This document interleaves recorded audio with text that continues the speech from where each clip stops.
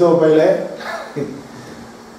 கிறிஸ்தவங்களா பரலோகராஜ்யம் சமீபமாக இருக்குடா, அறிவு இல்லாமல் தெரியாதீங்களா, இயேசு கிறிஸ்துவனுடைய சிந்தை வேணும்டா, ஒன்று பிறநாளத்துக்காக வாழ்ந்துரு, இல்லாட்டி சுயநலமாக வாழ்ந்து நரகத்துக்கு போயிரு, இல்லை பிறநாளத்துக்காக வாழ்ந்து பரலோகம் போயிரு. ஏன்னா பரலோகராஜ்யம் ரொம்ப சமீபமாக இருக்குது, காலம்லாம் போயிடுச்சு. அன்றைக்கே கடைசி காலம்ட்டாங்க, இன்றைக்கி 2000 வருஷம் ஆயிடுச்சு, ரொம்ப ரொம்ப கடைசி காலம். அப்போ பரலோகராஜ்யம் சமீபத்திருக்கிறதுன்னு பிரசங்கம் பண்ணுங்கன்ட்டார். இப்போ எவனும் பரலோகராஜ்யம் சமீபமாக இருக்குன்னு பிரசங்கமே பண்ண மாட்டான். இந்த உலகத்தில் நான் வாழ்ந்து சுகமாக இருக்குன்னு நினைக்கிற மனுஷன் யாராக இருந்தாலும் செத்தவன். இந்த உலகத்துக்கு வாழ்ன்ற வாழ்க்கைக்கு செத்து போன மனுஷன் பிழைச்ச மனுஷன். ஆத்மாவில் அறிவட்ட முட்டா மனுஷங்களா, ஒரு கடவுள் வந்து உனக்காக செத்து போறவன் போடா வேணான்னு பேசணுன்றீங்க. இவரே செத்து இவனுக்காக ரத்தம் சிந்தி சிலுவையில தூங்கி கசையடி வாங்கி இவ்வளவு அன்பு இருந்திருப்பாரா? இவன் பாட்டில் போய் பொண்டாட்டி விலைக்காக வாழ்ந்துக்கு இருப்பானா? இவனை போய் இவன் மரியாதை வர கொடுக்குமா அவங்களுக்கு? முட்டாள்தனமான அறிவுகட்ட மடத்தனமான மடனாயிங்க. ஒரு மூலக்கல்லை வச்சா அந்த மூலக்கல்லை தூக்கி எரியாங்க, இடறி விழுகிறாங்க. ஆண்டவர் ஒவ்வொரு நாள் சிலுவையில் அடிச்சு கொள்றாங்க. இவங்களுக்கு என்ன மரியாதை வேண்டி கிடக்கு? ஓய்வும் அந்த வீட்டில் ஓய்வும் அந்த வார்த்தையை சொல்லு, அந்த வார்த்தையை கேட்டானா பாருங்க, தூசியை தட்டி போயிடலான்றாரு. ஒரு பட்டணமா இருக்கட்டும், தெருவா இருக்கட்டும், வீடா இருக்கட்டும், எதுவா இருந்தாலும் தூசியை தட்டிட்டு போயிரு, அவன் மோரையில முடிக்காதுன்றாரு ஆண்டவர். இதுலயே வருது. ஒரு வீட்டில் போய் மரித்தோரை எழுப்புங்கள் அப்படின்னா இந்த சத்தியத்துக்கு வாழாம சுயநலத்துக்கு வாழ்ந்துட்டு இருப்பாங்க, பிற நலத்துக்கு வாழ்ந்துகிட்டு இருப்போம் மனுஷங்க. இப்படி மனுஷங்கள்லாம் மரித்தவங்க. இப்போ வீட்டுக்கு போய் செத்தவனத்தை பார்த்து எழுப்புறதுக்கு அதை சொல்றாரு. ஒரு மனுஷன் வந்து ஆண்டவரே, ஆண்டவர் ஒருத்தனை கூப்பிடுவார், வா என்னை பின்பற்றி வாழ்ந்துவார். என்னை பின்பற்றி வாழ்ந்தோடனே அப்போ அவன் சொல்லுவான், நான் நம்ம தாப்பன் இறந்து போயிட்டாரு, நான் போய் அடக்கம் பண்ணிட்டு வர்றேன் அப்படின்னு. அப்போ ஆண்டவர் சொன்னார், மரித்தோர் தங்கள் மரித்தோரை அடக்கம் பண்ணட்டார். இப்போ மரித்தோர் தங்கள் மரித்தோரை அடக்கம் பண்ணட்டும். செத்தவனும் மரித்தவன் தான், அந்த மரித்தவனை அடக்கம் பண்ண போறவங்களும் மரிச்சவங்க தான். ஏன்னா அவங்க எல்லாரும் உலக சிந்தைக்கு வாழ்றாங்க. உலக சிந்தைக்கு வாழ்ந்து கணவன் மனைவி இந்த வாழ்க்கை சொத்து சோம்பு வாழ்றவங்க செத்து போனவங்க, செத்து போன மனுஷங்க. இப்போ மரித்தவரை எழுப்பணும்னா அந்த மாதிரி சுயநலமா வாழ்ந்து செத்து கிடக்கிறவனா பிற நலத்துல வாழ வச்சு பிழைக்க வைக்கணும். சுயநலத்துக்கு வாழ்ந்து மரித்திருக்கிற மனிதனை பிற நலத்துக்கு வாழ வச்சு பிழைக்க வைக்கணும். அதான் மரித்தோரை எழுப்புறது. ஏன்னா சுதந்திரமான நாட்டிற்கே தண்டனை கம்மி. அப்போ இவங்க எப்பேற்பட்ட சத்தியத்தை உதரண வேண்டும் பாருங்க. ஆம்பளையா இருந்தாலும் பொம்பளையா இருந்தாலும் வரப்போட்டு அப்படித்தான் சொல்றேன். சுதந்திரமான உண்மையான ஆண்கள் வச்சுக்காதீங்க. அந்த சுதந்திரமானவங்க நேரிடு பார்க்கல. இது இந்த இப்ப நம்ம அந்த வசனத்தை தலைநகருக்கு நேர்ற கெடுதியை பார்க்கணும். சோதகுமாராவுக்கு தண்டனை கம்மி. அப்ப நம்ம இன்னைக்கு வாழ்ற எவ்வளவு மோசக்காரன். ஏன்னா கடவுளை வந்துட்டாருப்பா, குமாரனே வந்துட்டாரு. கடவுளே மனித அவதாரம் எடுத்து நம்ம பாடுகிறதுக்காக அந்த பாடு விட்டாரு. சும்மா இனிமேல்லாம் மரியாதையா திருந்திட்டான். அதான் சொல்றாரு, ஓனாயிலுக்குள்ள ஆடுகளை ஓனாயிலுக்குள்ள அனுப்புறது போல உங்களை அனுப்புறேன். அதனால சர்ப்பத்தை போல வெனாவாரு, புறாவை போல கபரற்றவர்களாரு. மனுஷன் டேஞ்சரானவன். அதான் மனுஷனுக்கு எச்சரிக்கையா இருக்கின்றது. நம்மளாம் நல்லதை யோசிப்போம், அடுத்தவன் கெட்ட யோசனையோட இருக்கான். பிரபஞ்சத்தின் மக்களை விட நம்ம ஒளியின் பிள்ளை வந்து நம்ம விவரமா இருக்க முடியாது, ஞானம் இருக்காது. ஒளியின் பிள்ளைகளை பார்த்து பிரபஞ்சத்தின் மக்கள் அதிக ஞானம் உள்ளவர்கள். ஏன்னா பைபிள்ல ஆதி ஆகத்துல அவன் ரொம்ப ஞானமா இருந்துட்டான். இப்ப நம்ம ஒரு வீடுக்கு சத்தியம் சொல்ல போறோம், அந்த வீடு ஓனாயி. நம்ம வந்து பூமியில பார்க்கிற மனுஷன் எல்லாரும் ஓனாயிலுக்குள்ள உங்களை அனுப்புறேன்றாரு. ஒரு ஆடு குட்டி ஓடுது, பால் கொடுக்குது, தன்னையே அந்த குடும்பத்துக்கு சாப்பிட கொடுத்துருது.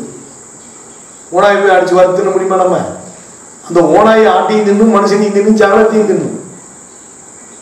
இப்ப நம்ம எவ்வளவு கவனமா போனோம், நம்மளே சாப்பிடுவாங்க. அதான் ஒரு உண்மையான ஊழியம் என்னன்னா, அது அப்போ ஒரு வீட்டுக்கு போனால் பாத்திரமான யாருன்னு கண்டுபிடிக்க வேண்டியதாக இருக்குது. அது ஓனாயா ஆடா என்னான்னு பார்க்கணும். அப்போ நம்ம வார்த்தையை சொல்லி அதை ஆடை ஆக்க பார்க்கணும். ஆடானா அந்த வீட்டில் தங்கலாம். ஓனாயத்தான் நான் இருப்பின்ட்டாங்கன்னா நம்ம வார்த்தையை கேட்க மாட்டாங்க. அப்புறம் அந்த வீட்டையாவது அந்த பட்டணத்தையாவது விட்டு வெளியேறும்போது தூசியை தட்டிட்டே ஆகணும்.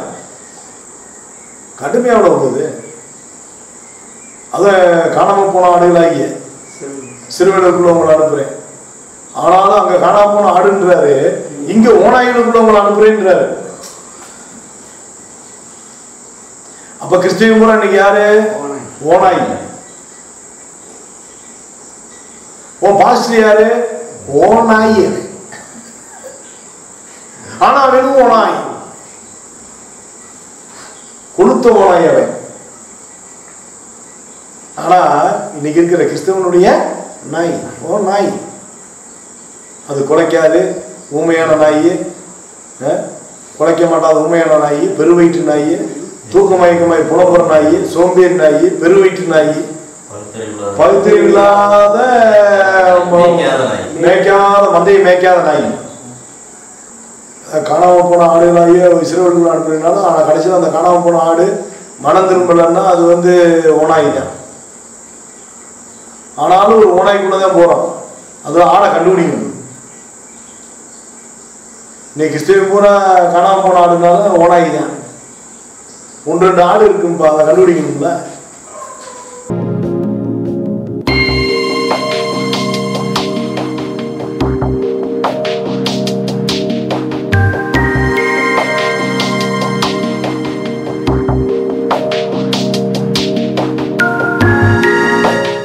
இப்போ அந்த 10ல் 6வது வசனம், காணாமற் போன ஆடுகளாகிய இஸ்ரவேல் வீட்டார் இடத்திற்கு போங்க. பொதுவாக அதை எப்படி எடுத்துக்கலாம்னா, இப்போ உலகம் கிறிஸ்தவங்க இருக்காங்க.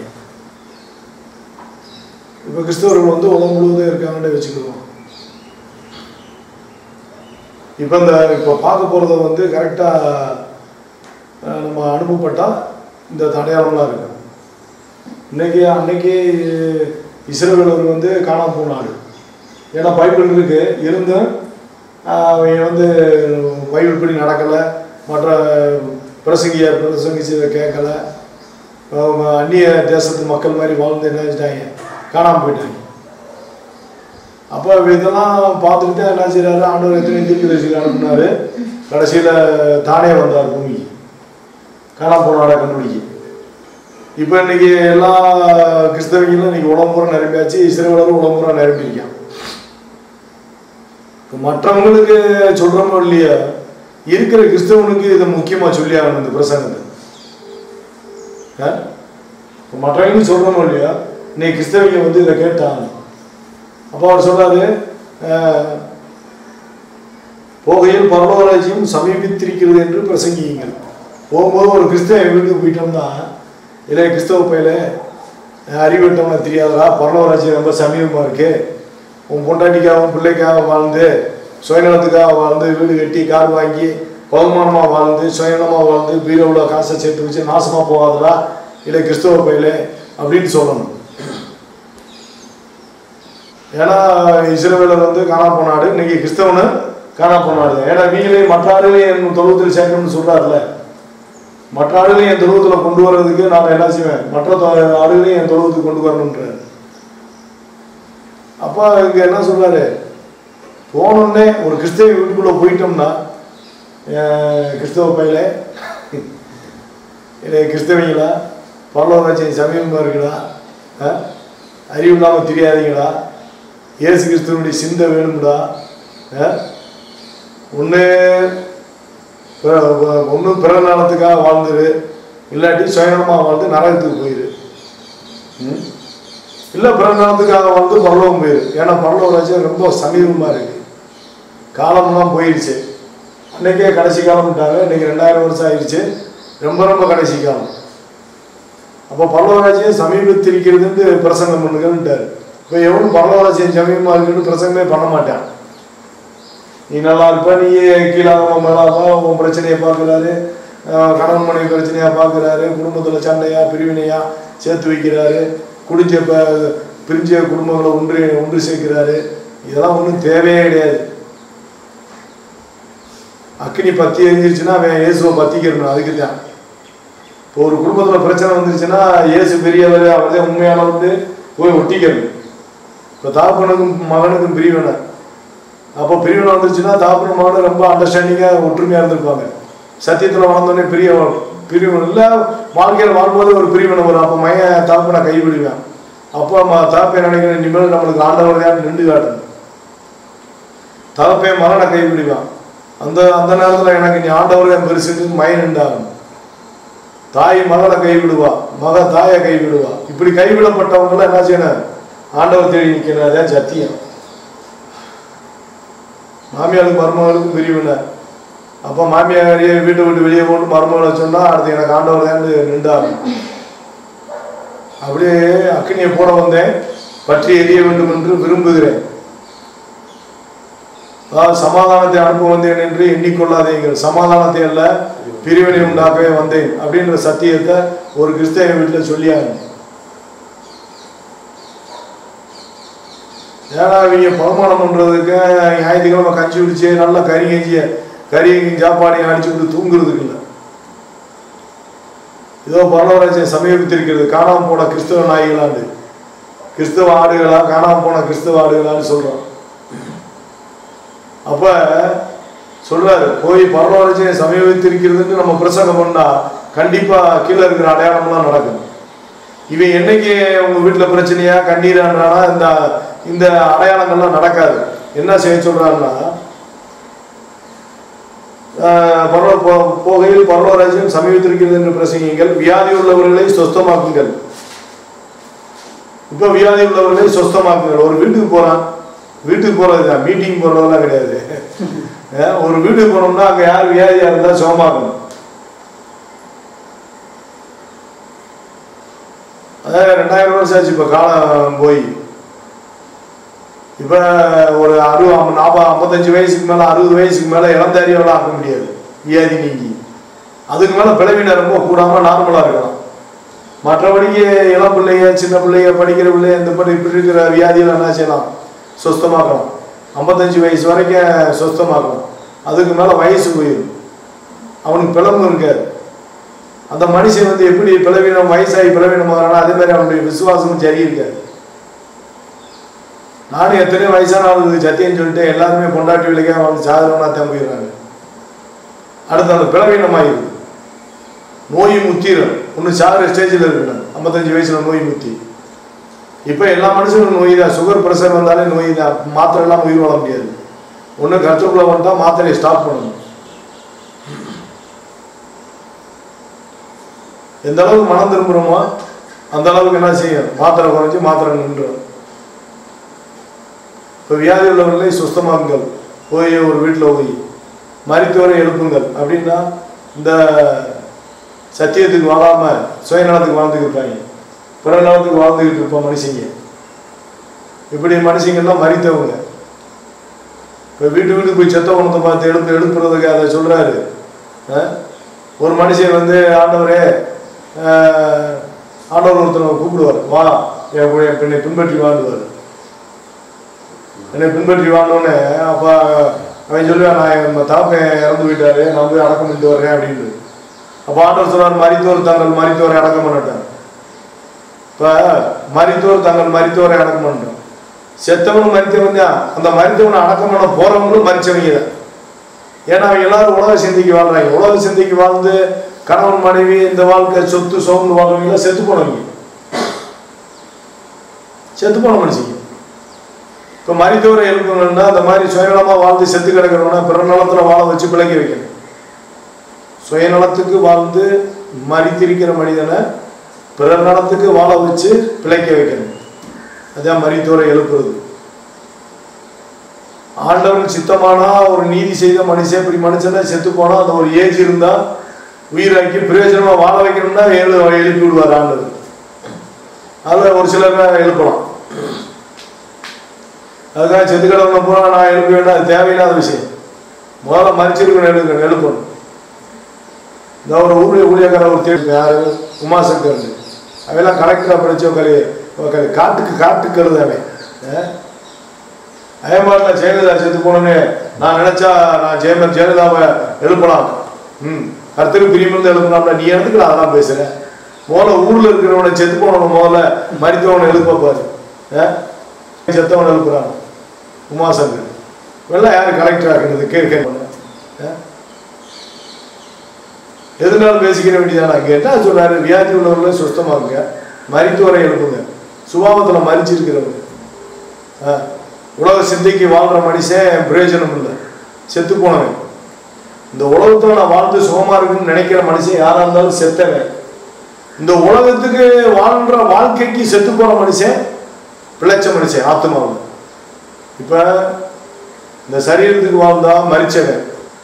அதாவது இப்ப மாம்சத்துக்காக வாழ்றவன் இந்த சரீரத்துக்காக வாழ்ந்து அந்த சரீரத்துக்காக வாழ்றதுதான் தாய் தகப்பன் மனைவி பிள்ளைகள் சொத்து சுகம். இதுக்காக வாழ்ந்த மனுஷன் மரித்தவன். அப்போ மரித்தவரை எழுப்புங்கன்னா இந்த மாம்சத்துக்காக வாழ்ற மனுஷன், மாம்ச இச்சைகளுக்காக வாழ்ற மனுஷன் பரலோராஜ்யம் போக முடியாது. அப்ப அவன் செத்து போய் கிடைக்கான். அவனை நம்ம கண் விழிக்க வச்சு அந்த மனுஷனை ஆத்மாவோட பிழைக்க வைக்கணும். அப்ப சரீரத்துக்கு பிழைச்சா நீ ஒரு மிருகம்டா அப்படின்னு சொல்லணும். அப்ப சரீரத்துக்கு பிழைக்கிறவன் ஒரு மிருகம், ஆத்மாவுக்கு பிழைக்கிறவன் தான் தேவசாயல் மனிதன். சொல்றாரு, அதாவது ஒரு காணாமல் போன ஆடாகிய இஸ்ரவேல் கிறிஸ்தவங்கிட்ட போய் சொல்ல வேண்டிய வசனம் என்னன்னா, பரலோராஜ்யம் சமீபித்திருக்கிறதா அறிவு கட்ட மனிதர்களா, இல்லை மிருக குணம் முடிச்ச மனுஷங்களா, நீங்க எல்லாம் பைபிளை படிச்சு ஞானம் இருக்கா இல்லையா, மாம்சத்துக்காக வாழ்றையா அறிவு கட்ட வயலுங்களா அப்படின்னு புத்திமதி சொல்லணும். ஏன்னா கிறிஸ்துவின் சிந்தை இல்லாதவன் அவருடையவன் அல்ல. ஒருவர் பாகத்தை ஒருவர் சுமந்து இப்படியே கிறிஸ்துவின் பிரமாணத்தை நிறைவேற்றணும். நியாய பிரமாணத்தை இல்லை, நான் புதிய பாட்டில் எனக்கு இயேசு கிறிஸ்து ரத்தம் செஞ்சிட்டாருன்றாங்க, நியாய பிரமாணம் இல்லைன்றாங்க. அப்போ கிறிஸ்துவின் பிரமாணம் எங்கடா இருக்கு? அதை வச்சு கை கொள்ளுக்கடா. அறிவட்ட முட்டா மனுஷங்களா. ஒரு கடவுள் வந்து உனக்காக செத்துப்பாரு, போடா வேணான்னு பேசணுன்றீங்க. இவரே செத்து இவனுக்காக ரத்தம் சிந்தி சிலுவையில தொங்கி கசையடி வாங்கி இவ்வளவு அன்பு இருந்திருப்பாரா? இவன் பாட்டில் போய் பொண்டாட்டி விலைக்காக வாழ்ந்துக்கு இருப்பானா? இவ்வளவு போய் இவன் மரியாதை வர கொடுக்குமா அவங்களுக்கு? முட்டாள்தனமான அறிவு கட்ட மடத்தனமான மடனாயிங்க. ஒரு மூலக்கல்ல வச்சா அந்த மூலக்கல்ல தூக்கி எறிறாங்க, இடறி விழுகிறாங்க. ஆண்டவர் ஒவ்வொரு நாள் சிலுவையில் அடிச்சு கொள்றாங்க. இவங்களுக்கு என்ன மரியாதை வேண்டி கிடக்கு? ஓவியம் அந்த வீட்டில் ஓவியம் அந்த வார்த்தையை சொல்லு, அந்த வார்த்தையை கேட்டானா பாருங்க, தூசியை தட்டி போயிடலான்றாரு. ஒரு பட்டணமா இருக்கட்டும், தெருவா இருக்கட்டும், வீடா இருக்கட்டும், எதுவா இருந்தாலும் தூசியை தட்டிட்டு போயிரு, அவன் மோரையில முடிக்காதன்றாரு ஆண்டவர். இதுலயே வருது. அவர் முகம் அந்த கேடு அடைந்தது. இவன் ஞாயிற்றுக்கிழமை பார்த்தா அத்தனை விவசாயில மாத்துறேன், சிரிக்கிறேன், கிண்டல் பண்றேன், கண்ணிலேயே பேசுறேன், டேஸ்டா தின்றியான், சூப்பரா இருக்கின்றியான். இவனுக்காக அவர் முகம் அந்த கேடு அடைந்தது. கேட்டா சொல்றாங்க, அவர் அந்த கேடு அடைந்ததுனால இன்னைக்கு நாங்க சந்தோஷமா இருக்கோம், சுகமா இருக்கும். அப்போ உனக்கு அடிமை, அவரோட அடிமையா இருந்தாருன்னா நீ அவனுக்கு அடிமை ஆகணும்டா அவருக்கு அப்படின்றதுலாம் தெரியாது. மருத்துவ பழக்க வைக்கிற வேலையவே பாக்குறேன். மோகன் சீலாசர் இருக்கேன், ஓசி கேஜி குடிச்சு அயன்பாட்டில் எழுதிருக்கேன். யார் என்னாலும் திருநெல்வேலியில் எத்தனை மருத்துவரை உயிரோட எழுப்பிட்டான். மருத்துவரை எழுப்பிடாண்டா அப்படின்னு சொல்லுவேன். அது எங்க வேலை இல்லை, தேவனால்தான் எல்லாம் கூடும். அப்புறம் நீ எருமாடு போய் சத்தின்னு சொல்லு, எருமாடு மெய்டா. இந்த சேரி சொல்றேன், இந்த ஜன்னல் சொல்றேன், நான் கூட திருந்திரி வேண்டும். தெருவில் இருக்கிற ஒரு கண்ணு சொல்றேன், இந்த சத்தியத்தை கேட்டு நான் திருந்திரி வேண்டும். இந்த நான் பேசுற கேட்டு அங்க இருக்கிற புளிய மரம் கூட நெருப்பாயிருக்கு.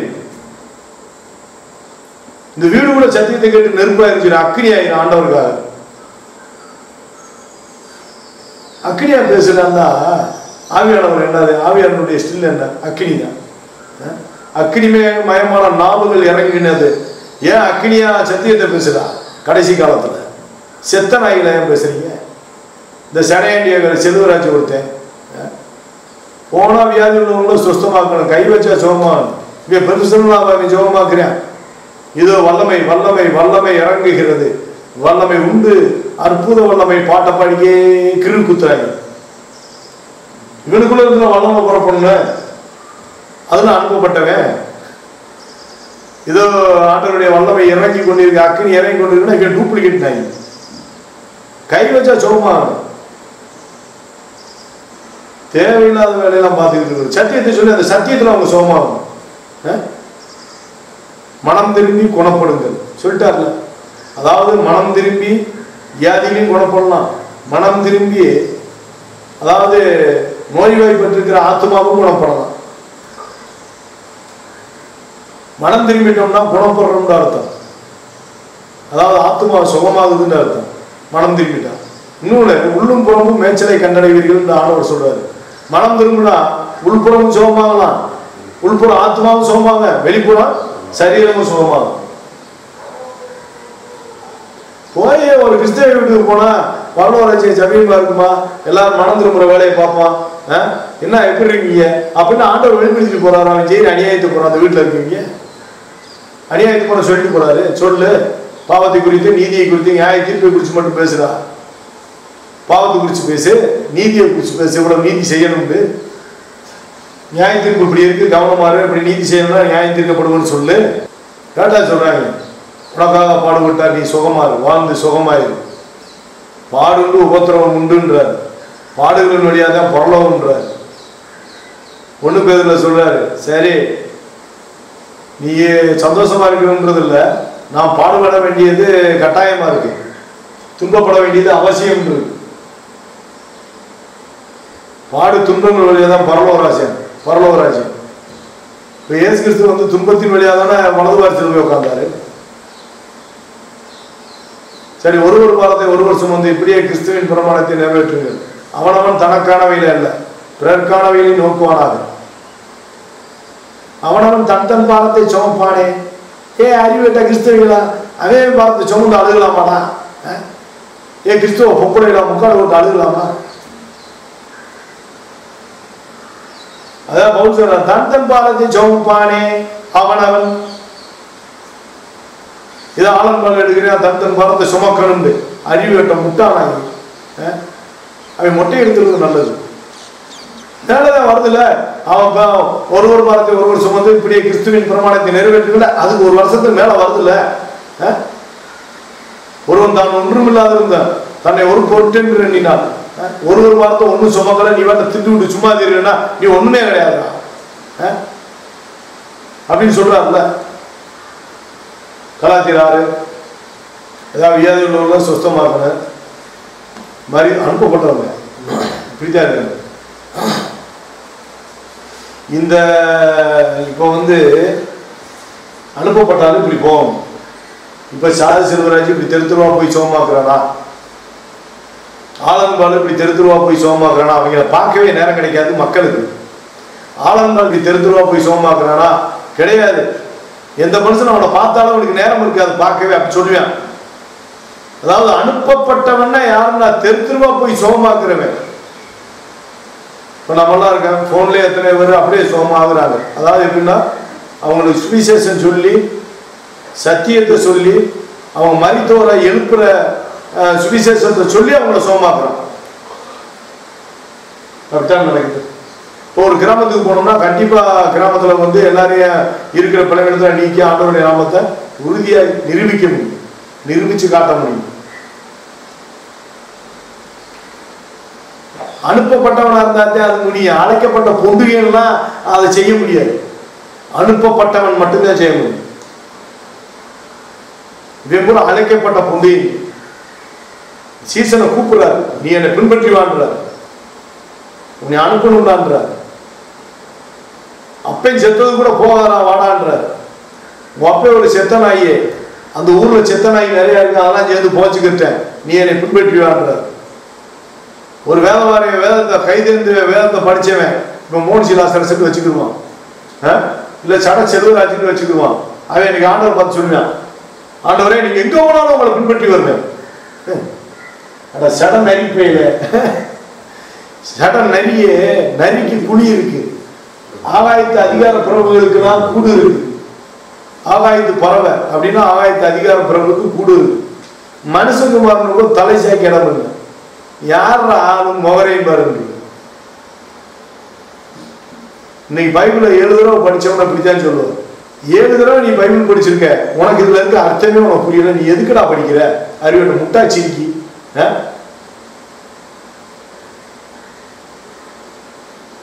காட்டிச்சிரிக்கி, எது பைபிள் படிக்கிற? கண்ணாடியை போடுங்க. கட்டி போன காலத்துல உட்காரு, காலாத்துல செத்து போக வேண்டியதான.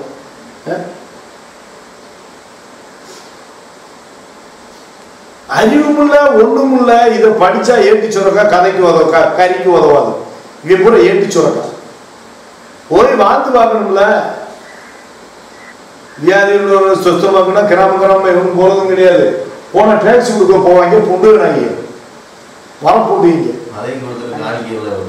அதையும் கேட்பாங்க. அதை வாங்குறவே குண்டியை தொடச்சு தூக்கி போட்டு காட்டு வெளியே போறவே. அப்புறம் என்ன செய்ய? இவன் டாக்ஸி அதுக்கு தான் உதவும். ஏன்னா அந்த காலத்துல தண்ணியும் இல்லை, ஒண்ணும் இல்லை. டாக்ஸி உங்களுக்கு பைபிளை படிச்ச ஒரு மசூல் ஆகல, டாக்ஸை படிச்சா என்ன ஆக போகுது? கிராம போய் கொடுக்குறது. இது டாக்ஸை கொடுத்துட்டு இவன் பெரிய சார்ஜ் நினைச்சுக்கிறது. சோத்திரமாப்பா, நன்றி ஆண்டவரே, இன்னைக்கு ஏற்பட்ட ஆத்மாவுக்கு நான் அந்த டாக்ஸை கொடுத்தேன் ஆண்டவரே. ஆண்டவரே நீ வந்து வெளிச்சமாரு, 4 பேருக்கு தர்ம நீதி செஞ்சு வெளிச்சமாரு. உன் சபையில வந்தா யாராச்சும் வந்தா, கஷ்டப்பட்டவங்க வந்தா, இங்க ஓன ஒரு 500,000 வாங்கி இன்னைக்கு என் பொழப்பாச்சு ஓட்டுக்கிற வேண்டுமோ, ஓட்டணும்னு வர்ற இடமா இருக்குட்டா, வெளிச்சமா இருக்குட்டா. வியாதி நீங்கிறதுக்கு வெளிச்சமாரு, மருத்துவரை எழுப்புகிற வெளிச்சமாரு. இல்லாட்டி கடன்ற திறப்புல நீ அந்த திறப்பை அடைக்கிற ஒரு சபையாயிரு. பசின்ற அந்த திறப்பை அடைக்கிற திறப்புல நிக்கிற சபையாயிரு. ஒரு கிராமத்து ஜனங்களுக்கு பசிய சரி பண்ற சபையாரு திறப்புல இருந்து. அப்ப ஒரு அனுப்பப்பட்டவன் போனா வியாதி நீங்க சொத்தமாக முடியும். இப்ப நம்மளுக்கு எல்லாம் போன்ல இந்த ஸ்கூல் பிள்ளைங்க எல்லாம் போன் பண்ணி சோம்பலன்னா போன் பண்ணுது. எல்லாம் ஜோமாயிட்டு தானே இருக்கு. வியாதிகளோட சொஸ்தமாக்குன்னா நடக்குதுல்ல. இங்க இருக்கிற வரப்புள்ளைங்க ஒண்ணுக்குமே ஆகாத நாய்ங்க கொண்டாட்டி பிள்ளை மட்டும் பெற தெரியும். அந்த பிள்ளைக்கே புருஷன் பார்த்து கட்டி வச்சு அதையும் பிள்ளை பெற வைக்க தெரியும். மொத்தம் நீங்க மாம்சத்துக்குரியவங்க. ஆவில பெத்தெடுக்கணும் ஒரு ஆளு, பொறுமையும் நீடிய சாந்தத்தையும் இறக்கத்தையும் தயவையும் பெத்தெடுக்கக்கூடிய சத்தியத்தை பேசுறா பேச மாட்டேன். மருத்துவரை எழுப்புற சத்தியத்தை பேசுனா பேச மாட்டேன். சுயநலமா வாழாத அப்படின்னு சொல்லணும். ஒரு வீட்டுக்கு போனா சரி, இப்ப மருத்துவரை எழுப்புங்கள் பார்த்துட்டான். அடுத்து குஷ்டரோகிகளை சுத்தம் பண்ணுங்கள், மருத்துவரை எழுப்புங்கள், வியாதிகளை சுத்தமாகுங்கள், குஷ்டரோகிகளை சுத்தம் பண்ணுங்கள். இப்ப குஷ்டரோகில என்னதுன்னா கடுமையான பாவம் செய்யற கை. இப்ப ஆத்மாவில் பார்த்தா குஷ்டரோகம் வந்து லஞ்சம் வாங்குறானா குஷ்டரோகம் ஆயிடும். உண்மையிலே ஒரு குஷ்டரோகியும் சுத்தம் பண்ண முடியும். உண்மையிலே ஒரு குஷ்டரோகியும் சுத்தம் பண்ண முடியும். அவனுக்கு சரியா சத்தியத்தை சொல்லி அவன் என்ன செய்யலாம், நல்லா சுகமாக்கிறது. இப்ப எங்க குஷ்டரோகியை பார்க்க முடியுமா? ரொம்ப கஷ்டம் இந்த காலத்துல. ஆவிக்குரிய குஷ்டரோகம் முடிச்சவங்க நிறைய இருக்கு. பூரா களவான்றது, பொய்ய சொல்லி சம்பாதிக்கிறது, லஞ்சம் வாங்குறது, இப்படி குஷ்டரோகிகள் நிறைய இருக்காங்க.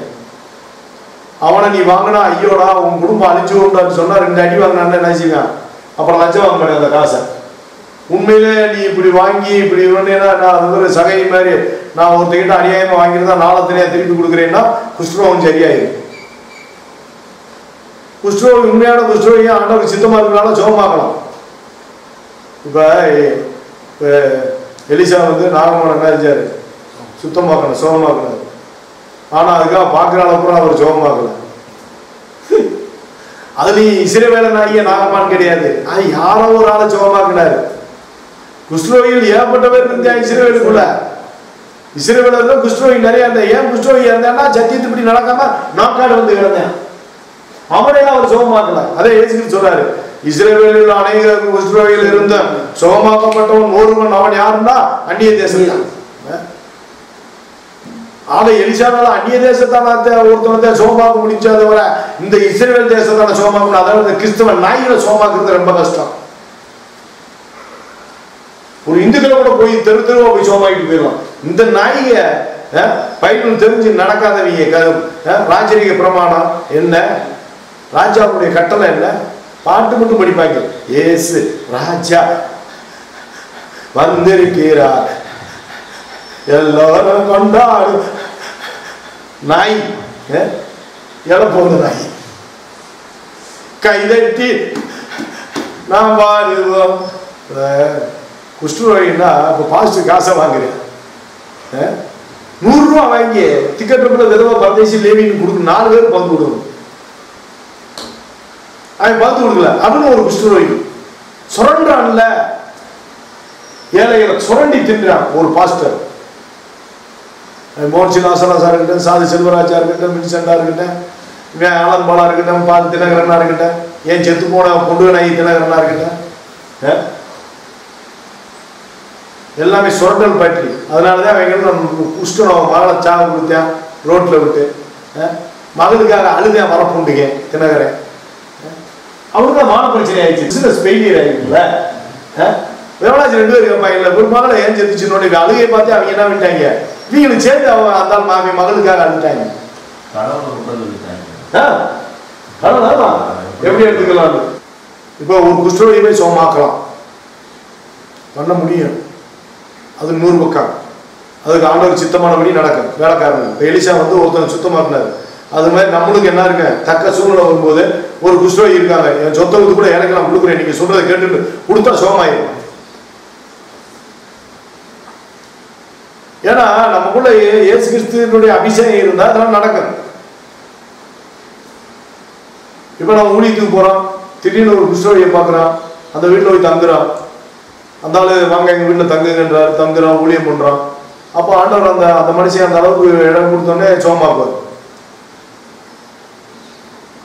சும்மா இயேசு கிறிஸ்து மாதிரி ரோட்ல போறாலாம் சோமாக்கிட முடியுமா? அவர் அதுக்காக அந்த பாடே பட்டார், சகலத்தையும் சுமந்து தீர்த்தார். அத்தனை அதாவது அந்த குஷ்டரோகியை இவரே சுமந்தார், இவர் குஷ்டரோகி ஆனார்.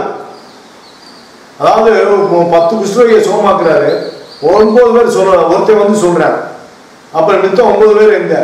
ஏன்னா அந்த 10 பேரையுமே நான் அத்தனை பேருடைய குஷ்டரோகத்தை நான் ஏத்துக்கிட்டேனே, அதே சத்தியம். இப்ப நமக்குள்ள இயேசு கிறிஸ்து இருந்தாருன்னா ஒரு குஷ்டரோகியை பார்த்து நம்ம வந்து உண்மையில தகுதியுள்ள ஆளா இருந்தா, இப்ப அப்போஸ்தலர்கள்லாம் செத்தவங்களை உயிராக்குனாங்க, அதெல்லாம் அந்த தகுதியுள்ளவங்களை தான் உயிராக்குனாங்க. தொற்கால உயிராக்குனாங்க, ஒரு சில அந்த அதுக்குரிய தன்மையில இருக்கிறவங்களுக்கு.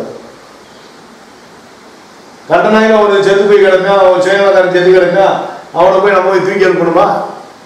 அவன் அங்க இருக்கிறேன் அழுவான், நீங்க உயிரோட இருக்க முடியும், உயிரோட இருக்க முடியும், உங்களால கொடுக்க முடியும். அவனை எழுப்பிட்டு என்ன செய்யுது? அவன் கல்யாணம் முடியாத வாலிபனா இருந்தானா அடுத்த நிமிஷம் பொண்ணு வாப்பான், பார்த்துட்டு டூயட்டிதான் நன்றியா சொல்லுவேன். 10 பேர்ல ஒருத்தர் வந்து சொல்லிட்டு போனேன். குஷ்டரோகியில குஷ்டரோகியை சுத்தம் பண்ணுங்கள். அதாவது குஷ்ட ரோகத்தை போல இருக்கிற அருவருப்பான சிந்தைகள்லாம் சுத்தம் பண்ணணும். இந்த கிறிஸ்தவங்களுக்கு அனுப்பப்படாதான் அதெல்லாம் நடக்க. அவர் அம்பா எடுத்து அடிச்சு விடணும் இல்ல, அவர் அப்பா இருக்கணும்னா எப்படி இருக்குன்னு. அடுத்து என்ன சொல்றாரு? பிசாசுகளை துரத்துங்கள். பிசாசுகளை துரத்தணும். இலவசமாய் பெற்றீர்கள், இலவசமாய். இப்ப பிசாசுகளை துரத்தணும்னா இன்னைக்கு எல்லாத்துக்கும் பிசாசை துரத்துனா அது பேசவே மாட்டேங்குது. அவனை பார்த்து இயேசு கிறிஸ்து பிசாசை துரத்துனாரு, எல்லா பிசாசும் அவரை பார்த்து பேசிச்சு. தூரத்துல இருக்கும்போதே சொல்லுது, நீ எப்படி வரலாமா, எப்படி பாடம் எடுத்துலாமா, ஏன் காலம் வர்றதுக்கு முன்னாடியே வந்தீங்க, ஏன் இந்த சித்திரவதை பண்றீங்க. அப்புறம் சில பேர் சொல்லுது, நீங்க தான் உண்மையான கிறிஸ்து. இஸ்ரவேல மனுஷனே ஏத்துக்கல, பேய் கூட உண்மையான கிறிஸ்துன்னு ஏத்துக்கிச்சு. பேய்க்கு தெரியுது உண்மையான கடவுள் உண்டு, மனுஷங்களுக்கு தெரியல. மனுஷன் கூட ஒரு மனுஷன்றான். மனுஷனா இருந்து நீ எப்படி தேவன் நீ சொல்லலாம், இதான் அவனுடைய மைண்ட் எப்படி சொல்லலாம்ன்றாங்க. ஒரு பிசாச துரத்தணும்னா எப்படி துரத்தணும்னா, நீ யாரு, உன் பேர் என்ன, எதுக்கு வந்த? இயேசு கிறிஸ்து கேட்பாரு, அதாவது ஊமை செவிலுமான ஆவி, அதாவது இடுப்பு ஆவி, பிக்ஸ் வர்றது. பிக்ஸ் எல்லாம் ஒரு மனுஷனுக்கு வந்துருச்சுன்னு நம்ம போய் கை தொட்டோம்னா அந்த பிக்ஸ் நின்றுக்கணும். பிசாசு தோறத்துல பிசாசே என்னன்னே தெரியலையே, அந்த பேய் யாருன்னு தெரியாது, ஒண்ணுன்னு தெரியாது. இப்ப பரிசுத்தாவி இயேசு கிறிஸ்து, அசுத்தாவி யாரு? அசுத்தாவினா பல கோடி இருக்கு, கோடிக்கணக்கான அசுத்தாவியெல்லாம் வந்த ஆவி யாருன்னு கண்டுபிடிக்கணும்ல. இவன் மேல கை வச்சுன்னா அதெல்லாம் கீழே வந்துக்கிறது, 2 பேரும் ஒப்பந்தம் பண்ணிக்கிறாங்க. அதான் நல்லாத்தான் இருப்பான் மனுஷன், அவனுக்குள்ள இருந்து பேய் கத்துன. இப்ப என்ன நடக்கும்னா பேய் பிடிச்ச மனுஷன் எல்லாரும் போய் ஜெபம் பண்ணுவாங்க. ஏன்னா வேணாலும் இவனுக்கு ஒரு மனுஷனுக்குள்ள இருக்க பேய பேச வைக்க திறனட்ட வைங்க. எவனுக்காச்சும் ஒருத்தருக்கு பேய் பிடிச்சிட்டா சபையில கூட வரிசையா போவாங்க. ஏன்னா பிசாசை துரத்துட்டு இருக்காரு, நாங்க கை வைக்கிறோம். நாளைக்கு அது ஓமம் கூட உட்காந்துக்கிட்டு என்னடா செய்ய இப்படிதான் ஒருத்தன் விசரமில்ல பேர் என்னது இந்த இது சைக்காஸ்ட் இல்ல, இந்த நரம்பு பிசியோதெரபி ஒருத்தி பேய் பிடிச்சிருந்தா, ஒரு திமிரு பிடிச்சவன். அவளுக்கு எல்லாரும் கத்திருக்காங்க, எல்லாத்தையும் பைபிளை கொண்டு தூக்கி கொடுக்க அடிச்சிருக்கா, எல்லாரும் வள வேண்டிக்கா. நம்மளை கூப்பிட்டாங்க. சரி நான் போய் பார்த்து அந்த பேய் கொஞ்சம் ஆட்டம் கண்டு எத்தனை பேய் இருக்குன்னு தெரிஞ்சு, யாராவது வர்றேன் போறேன் என்ன நடக்குது, அந்த பெண்ணோட அத்தனை உலகத்தில் இருக்க தேவர்களெல்லாம் அந்த தேவர்கள்லாம் உபச்சாரம் பண்றான்றது தெரியுது நல்லாவே. அவன் டெய்லி அவங்களோட உபச்சாரம் பண்ணிக்கிட்டு இருக்கா. இது இவங்களுக்கு என்ன தெரிய போகுது? சரி நம்ம போய் பார்த்துக்கலாம்னு ஒருத்தர் ஜெபம் பண்ண வந்தேன். அவனை கேட்டேன், நீ யாரு? இல்லை நான் ஒரு பிசியோதெரபி, நான் இந்த பிசாசு துரத்த வந்திருக்கேன். உனக்கு அந்த அனுமதியை கொடுத்தது யாரு? எப்படா நீ வாங்கினு கேட்டேன். ஆளு முகரையும் போடாங்க அப்படின்ட்டு. இவன் எல்லாம் பிசாசை துரத்த வர்றாங்க. ரோட்ல நடந்து போய்கிட்டு இருப்பான், திடீர்னு ஒரு மனுஷனுக்குள்ள பேய் இருந்தா நம்மளை பார்த்து நாங்க கிட்டு ஆடும், தானா ஆடும். பிசாசு இருக்குன்றது நல்லாவே தெரியும். இவங்க என்ன செய்யறது? யாராச்சும் ஒருத்தர் பிசாசு ஒருத்தர் உச்சகடமா கத்திட்டான்னா மனுஷனை போய் ஜெபம் பண்றது. கடைசியில் பெண்ணாடி போச்சு அவனுக்கு, அவனுக்கு கையெல்லாம் அவனுக்கு வழங்காம போச்சு. பிசியோதெரபிக்கு பூராமே அவுட்டு.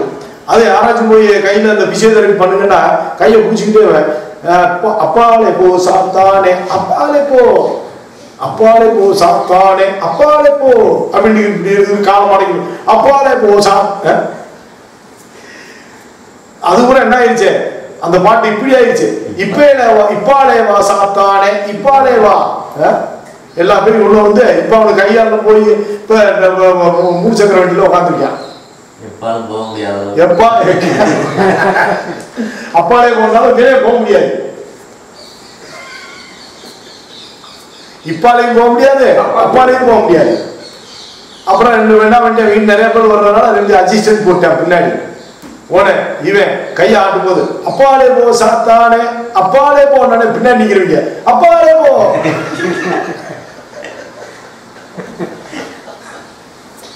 கோரஸ் பாட்டுக்கு ரொம்ப பொருத்தமா இருக்கு. இந்த பாரதிய சாவடத்துல கோரஸ் பாட்டு போடுவாங்கல்ல, இவனுக்கெல்லாம் தேவையா? இதை அனுப்பப்பட்டாதான் அதிகாரம் இருக்கு, இல்லாட்டி உன்னை குமிழி விட்டுருவான் பேய். அப்புறம் போய் என்ன வச்சிருக்கா, டிடிபி அவன் போய் என்ன வச்சிருக்கா, பேய் போய் வரட்டு போய் தலையில கை வச்சிருக்கா, தலையோட கையை ஒட்டிக்கிச்சு. தலையில வச்சுட்டு கை தலையோட ஒட்டிக்கிடுச்சு. இழுத்தாலும் வரல. இவனுக்கு தேவையா? இவனே பாண்டியமான பொண்டாட்டியா வச்சிருக்கான், இவனுக்கு எதுக்கு போய் பேய் வெட்டணும்? பாண்டியமாடா பாண்டி முனி பாண்டி முனீஸ்வரி பாண்டியம்மா, அதை போய் வெட்ட போய் இவனுக்கு பொண்டாட்டி ஆகி போச்சு. பொண்டாட்டியா முனீஸ்வரி பாண்டியம்மா பொண்டாட்டியா வச்சுக்கிட்டு போய் பேய் வெட்ட போனா உனக்கு யாரு அதிகாரம் கொடுத்தா? இந்த உலகத்துல நம்ம நிறைய இலக்கணம் இழந்தா இயேசு கிறிஸ்துவை பெற்றுக்கொள்ளலாம், வரங்களை பெற்றுக்கொள்ளலாம். இலக்கணம் நிறைய இலக்கணம், தான்றது இலக்கணம், தனக்குன்றது இலக்கணம், எங்களுக்குன்றது இலக்கணம். தனக்கு உண்டானவையெல்லாம் வெறுத்து விடாவிட்டால் நீ எனக்கு சீசனாக இருக்க மாட்டாய். பிசாசுகளை துரத்தணும்னா பிசாசு தானா டெவலப் ஆகணும் பார்த்தோன்னு. இப்ப பாருங்க, மீட்டிங்ல போறோம் பாக்குறீங்களா, வல்லமை உண்டு உண்டு ஏதோ அபிஷேகம் இறங்குகிறது. அந்நிய அந்நிய பாஷையில நிரம்பி பேசுங்க. அசுத்த ஆவியில ஓடுவதானோட அவங்களா கத்தி கிடப்பாங்க. மனதில் தான் மீட்டிங். அதை வர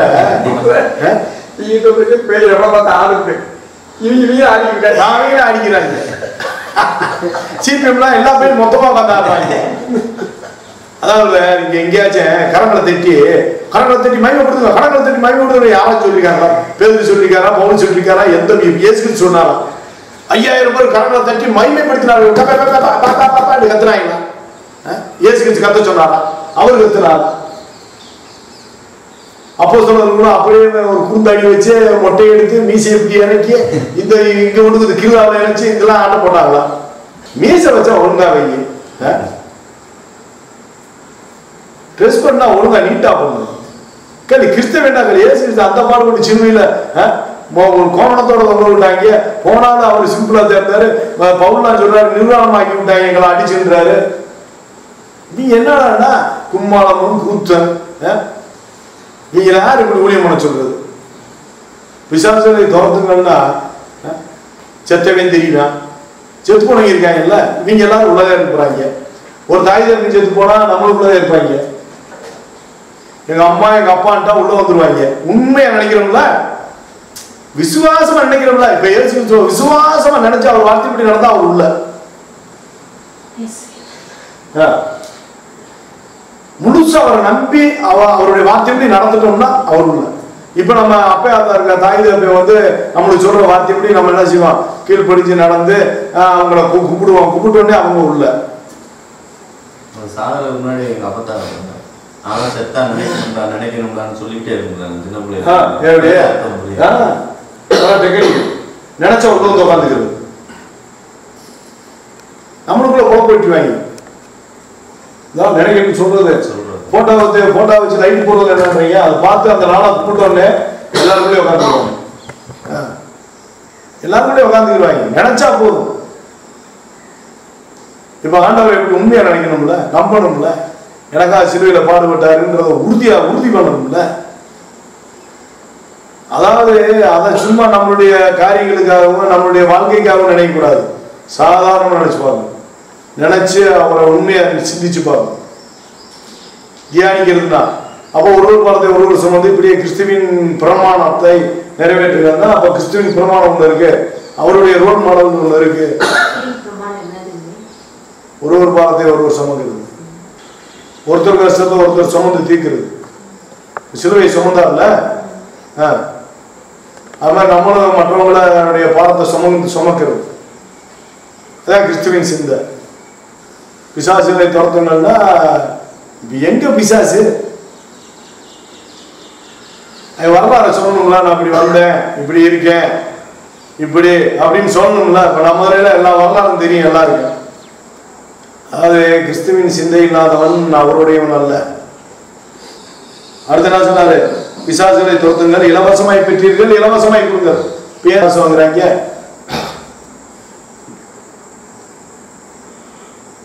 இப்ப இலவசமாய் பெற்றீர்கள், இலவசமாய் கொடுங்கன்ட்டாரு. நீ எதுக்கு காசு வாங்குறாங்க?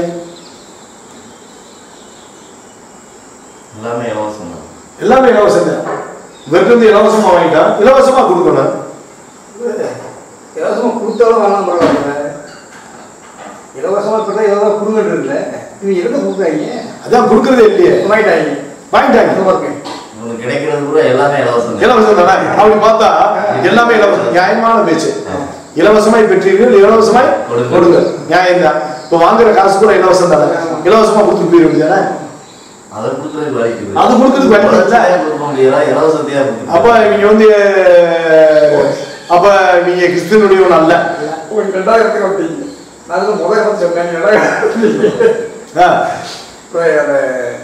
வியாதிகளை சுகமாக்குறது, இதெல்லாம் ஓசி செய்யணும். ஆமா, செய்ய முடியல. ஆமா, காசு வாங்குறாங்க. காசு வாங்குறாங்க.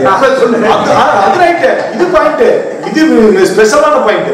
ஏன்னா நீங்களால எதுவுமே முடியல. ஏன்னா நீங்க கை வச்சா சுகமாகணும், எதுவுமே இல்ல, யாருக்குமே நன்மை செய்யல. தெருவா போய் குஷ்டரோகி சுத்தம் பண்றது ஒண்ணுமே ஆக்குறது இல்ல, ஆனா காசு வாங்கிடுறாங்க.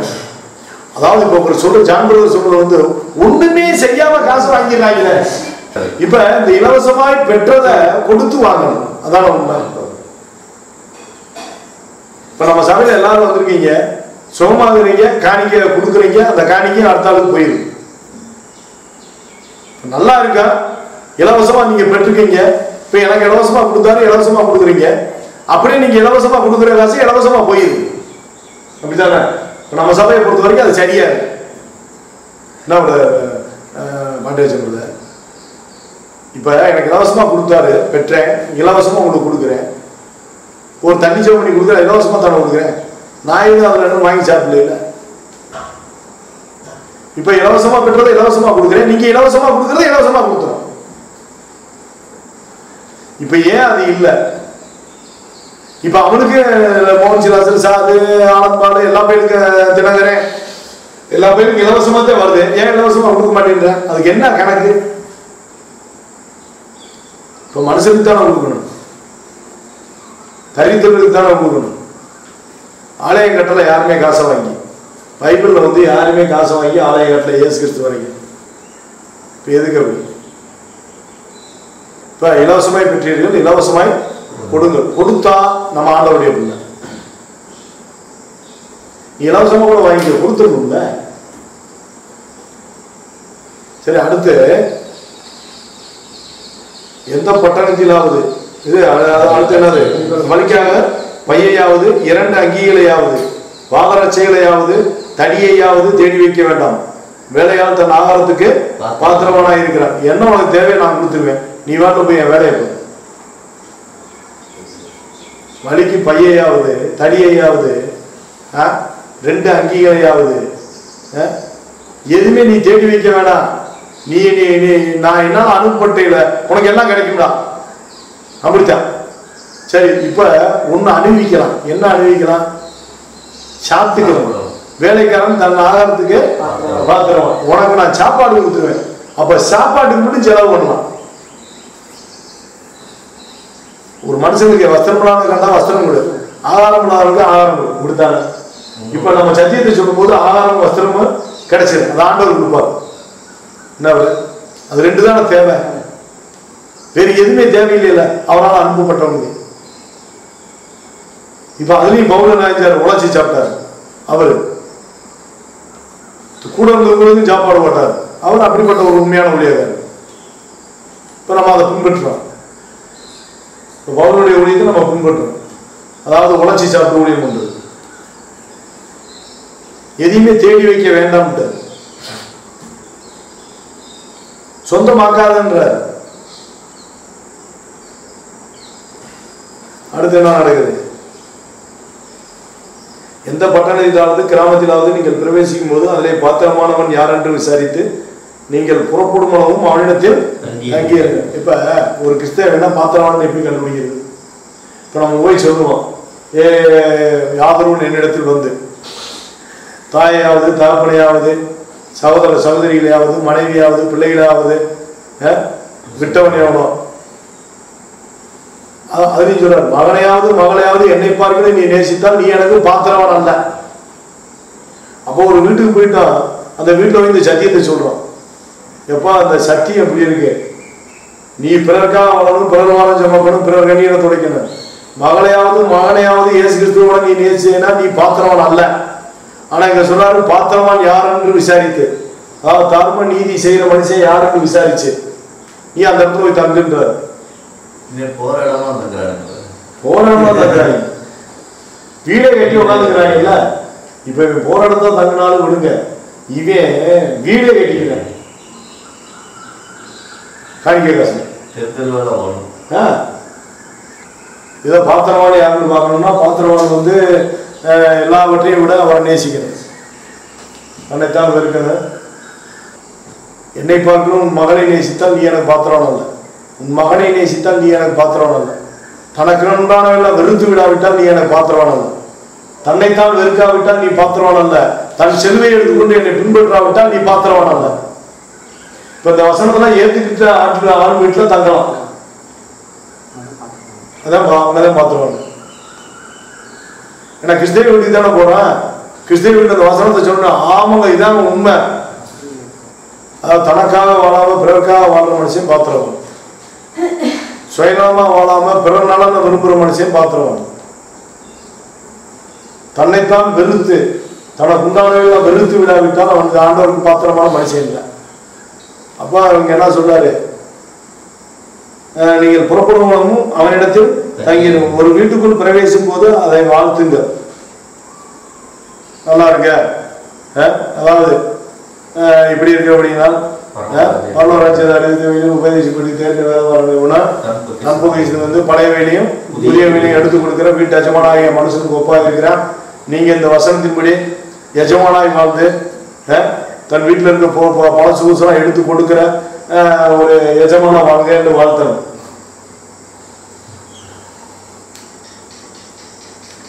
அப்ப நீ தேறின ஒரு வேதபாரனாக வாழ்ந்து தன் பொக்கிஷத்திலிருந்து பலது புத்தகம் எடுத்து கொடுக்கிற கொடை வள்ளலாய் வாழ்ந்து வாழ வேண்டும் என்று வாழ்த்துகிறோம் அப்படின்னு நம்ம வீட்டுக்குள்ள வாழணும். இவங்க போன கிரைஸ்தலா அப்படின்வாங்க. ஆமா, அப்புறம் பெத்தவங்களுக்கு லார்ட்ஸ் அப்படின்னு பேர், லார்ட்ஸ் லபக்குதாஸ் பேர் வைக்கிறாங்க. பேரு லாடா. ஒரு வீட்டுக்கு போய் இந்த வசனத்தை சொன்னோம்னா, தயவு செய்து உன்னிடத்தில் அன்பு போல பிறனிடத்தில் அன்பு உருவாயாக, உங்களுக்கு எவையெல்லாம் செய்ய விரும்புகிறோம் அவையெல்லாம் பிறருக்கும் செய்து அந்த நன்மையான காரியங்களை அடுத்தவங்க செய்து வாழ்ந்து இந்த குடும்பம் சுகமாயிருப்பதாக ஆமேன் அப்படின்னு வாழ்த்துறோம். இதை கேட்டோன்னே அவங்க பச்சரிக்கை கொடுக்க மாட்டாங்க. என்னது உன்னிடத்துல இந்த ஆளை வீட்டுக்குள்ள விட்டா போய் பொண்டாட்டி கூப்பிட்டு பேசுவா புருஷனை, நீங்க பேசுறது சரியில்லை, நீங்க வாழ்த்துற வாழ்த்துதலே வில்லங்கமா இருக்கு, நம்மளால அந்த வாழ்த்துப்படியெல்லாம் வாழ முடியாது, சைசா வேற வீட்டுக்கு அனுப்பி விட்டுருங்க, எங்க வீட்டுல ஒண்ணும் இல்ல சோமல காய்ச்சல் அப்படி இப்படினாலும் கூட சோமாக்கிடுவாங்க.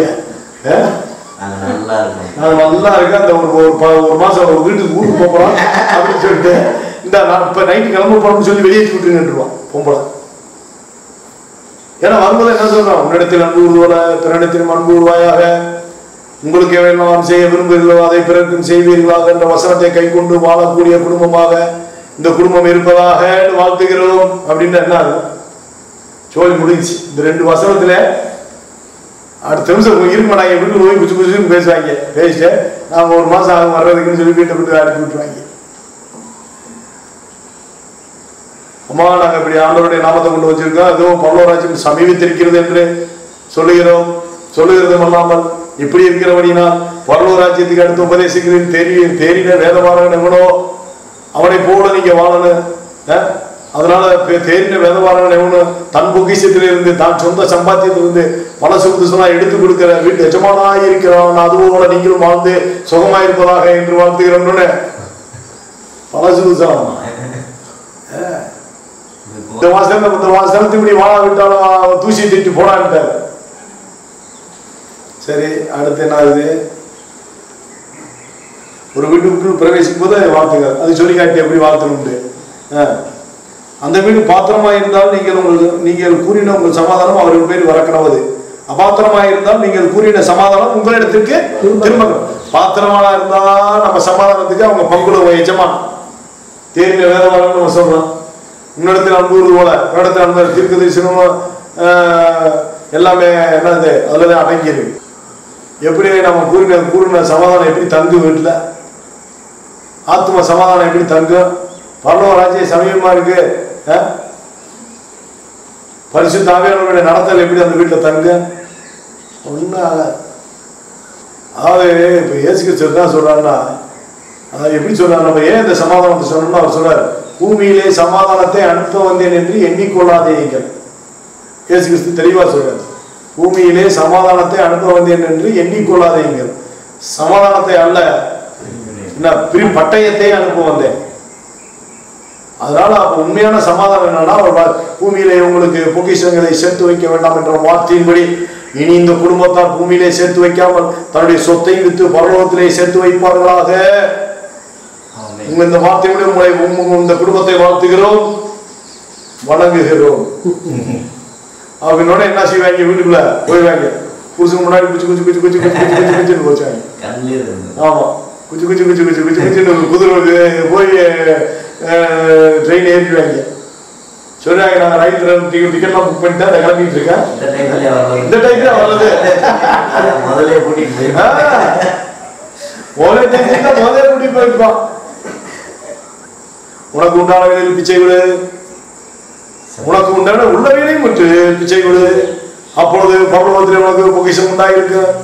திருடி அணுக மாட்டாங்க, பூச்சி கெடுக்காது, துரு பிடிக்காது. பூமியில துரு பிடிக்கும், பூச்சி அரிக்கும், திருடை கண்ணப்பட்டு திருப்பி. அதனால அந்த பூமியில உனக்கு சேர்த்து வைக்காத. சேர்த்து வைக்காத குடும்பமா இருந்தா நீ சமாதானமா இருக்கணும்னு. அடேங்கம்மா, இருக்கிறது 3 உள்ள இருக்கு, 2 உள்ள இருக்கு. அப்ப நான் யாருக்கு சேர்த்து வச்சுதான் நான் சகையை சொன்ன வார்த்தையின்படி ஆட்சியில பாதி ஏழை கொடுக்குறேன். அநியாயமா வாங்கியிருந்தா நாளத்தனையா போய் திருப்பி கொடுக்குறேன் என்ற வார்த்தையின்படி சகையோடு அந்த குடும்பத்தார் ஒப்பு கொடுத்து நலமாக வாழ்வதாக. அடேங்கப்பா, என்ன சின்ன குழந்தை இருக்கு. இந்த ட்ரெயின் வந்துருச்சு, இந்த 10 நிமிஷம் டைம் இருக்கு, நான் போயிட்டு வந்துடுறோம் ஓடிடுவாங்க. போகும்போது சொல்லுவாங்க நல்ல வேலை முதலே தெரிஞ்சுட்டா முதலே ஓடி போயிருக்கலாம். அவன் பொட்டாட்டி அடிச்சுடுவா, நீலாம் மனுஷனா பத்தி கேள்விப்பட வேணாம். நம்ம சொல்ல தெரிஞ்சாங்க நல்ல வேலை.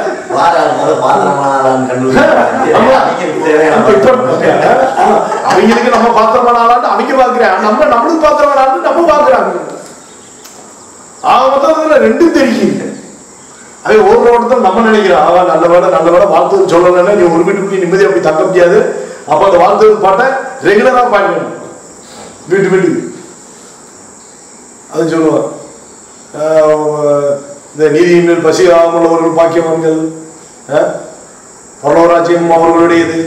ஆக இந்த குடும்பத்தார் கொடுப்பதிலே, ஏழைகளுக்கு கொடுப்பதிலே பசிதான் உள்ளவர்களாய் காணப்பட வேண்டும் என்று இந்த வார்த்தைப்படி இந்த குடும்பத்தை வாழ்த்துகிறோம், வணங்குகிறோம். ஒரு 50,000 ரூபாய் சேர்த்து வச்சிருக்கேன், அதுக்கு இந்த உழவு வச்சிருக்கேன் உதவிது. கண்ண உபதேசமா இருக்கேன், நூத்தனமான உபதேசமா இருக்கேன். சொன்னது மாதிரி நூத்தனமான உபதேசமா இருக்கேன். அப்போ ஒரு வீட்டுல போய் வாழ்த்தணும்னா இப்படித்தான் வாழ்த்த வேண்டியதா இருக்கு. ஏன்னா தங்கும் போது கொஞ்சம் வசதியான வீடா தானே இருக்கேன். நம்ம போய் தங்கி இருக்கிற இடம் வசதியான வீடாத்தான் பார்க்கணும். ஏன்னா 4 பேர் வருவாங்க, உட்கார்ந்தாலும் சத்தியம் கேட்பாங்க. அவ்வளவு பிரச்சனை இருக்கு. அப்ப அந்த வீட்டை வாழ்த்தியே அந்த வீட்டு பாத்திரமானவங்களா கண்டுபிடிக்கணும். சரி, இப்ப ஓடி போயிட்டாலும் என்ன ஆயிடுச்சு, நம்ம கூறின வாழ்த்து நம்மளுக்கே திரும்பி பாக்கிட்டு வந்துருச்சு. ஏன்னா சமாதானம் இருப்பதாக சொல்லணும் அந்த வசனத்தின்படியே. அந்த வசனத்துக்கு பாத்திரமான அது நம்மளுக்கு கம்ப்ளீட்டா வந்து நம்ம பாக்கிட்டு வந்துடும். தாவீது சொல்லுவாரு, நான் பண்ண ஜெபம் என் பையன் திரும்பி வந்துருவாரு. ஏன்னா குள்ளக்காரனுக்கும் குடும்பக்காரனுக்கும் சுயநலக்காரனுக்கும் நம்ம ஜெபம் பண்ணா ஜெபம் கேட்கப்பட மாட்டாது.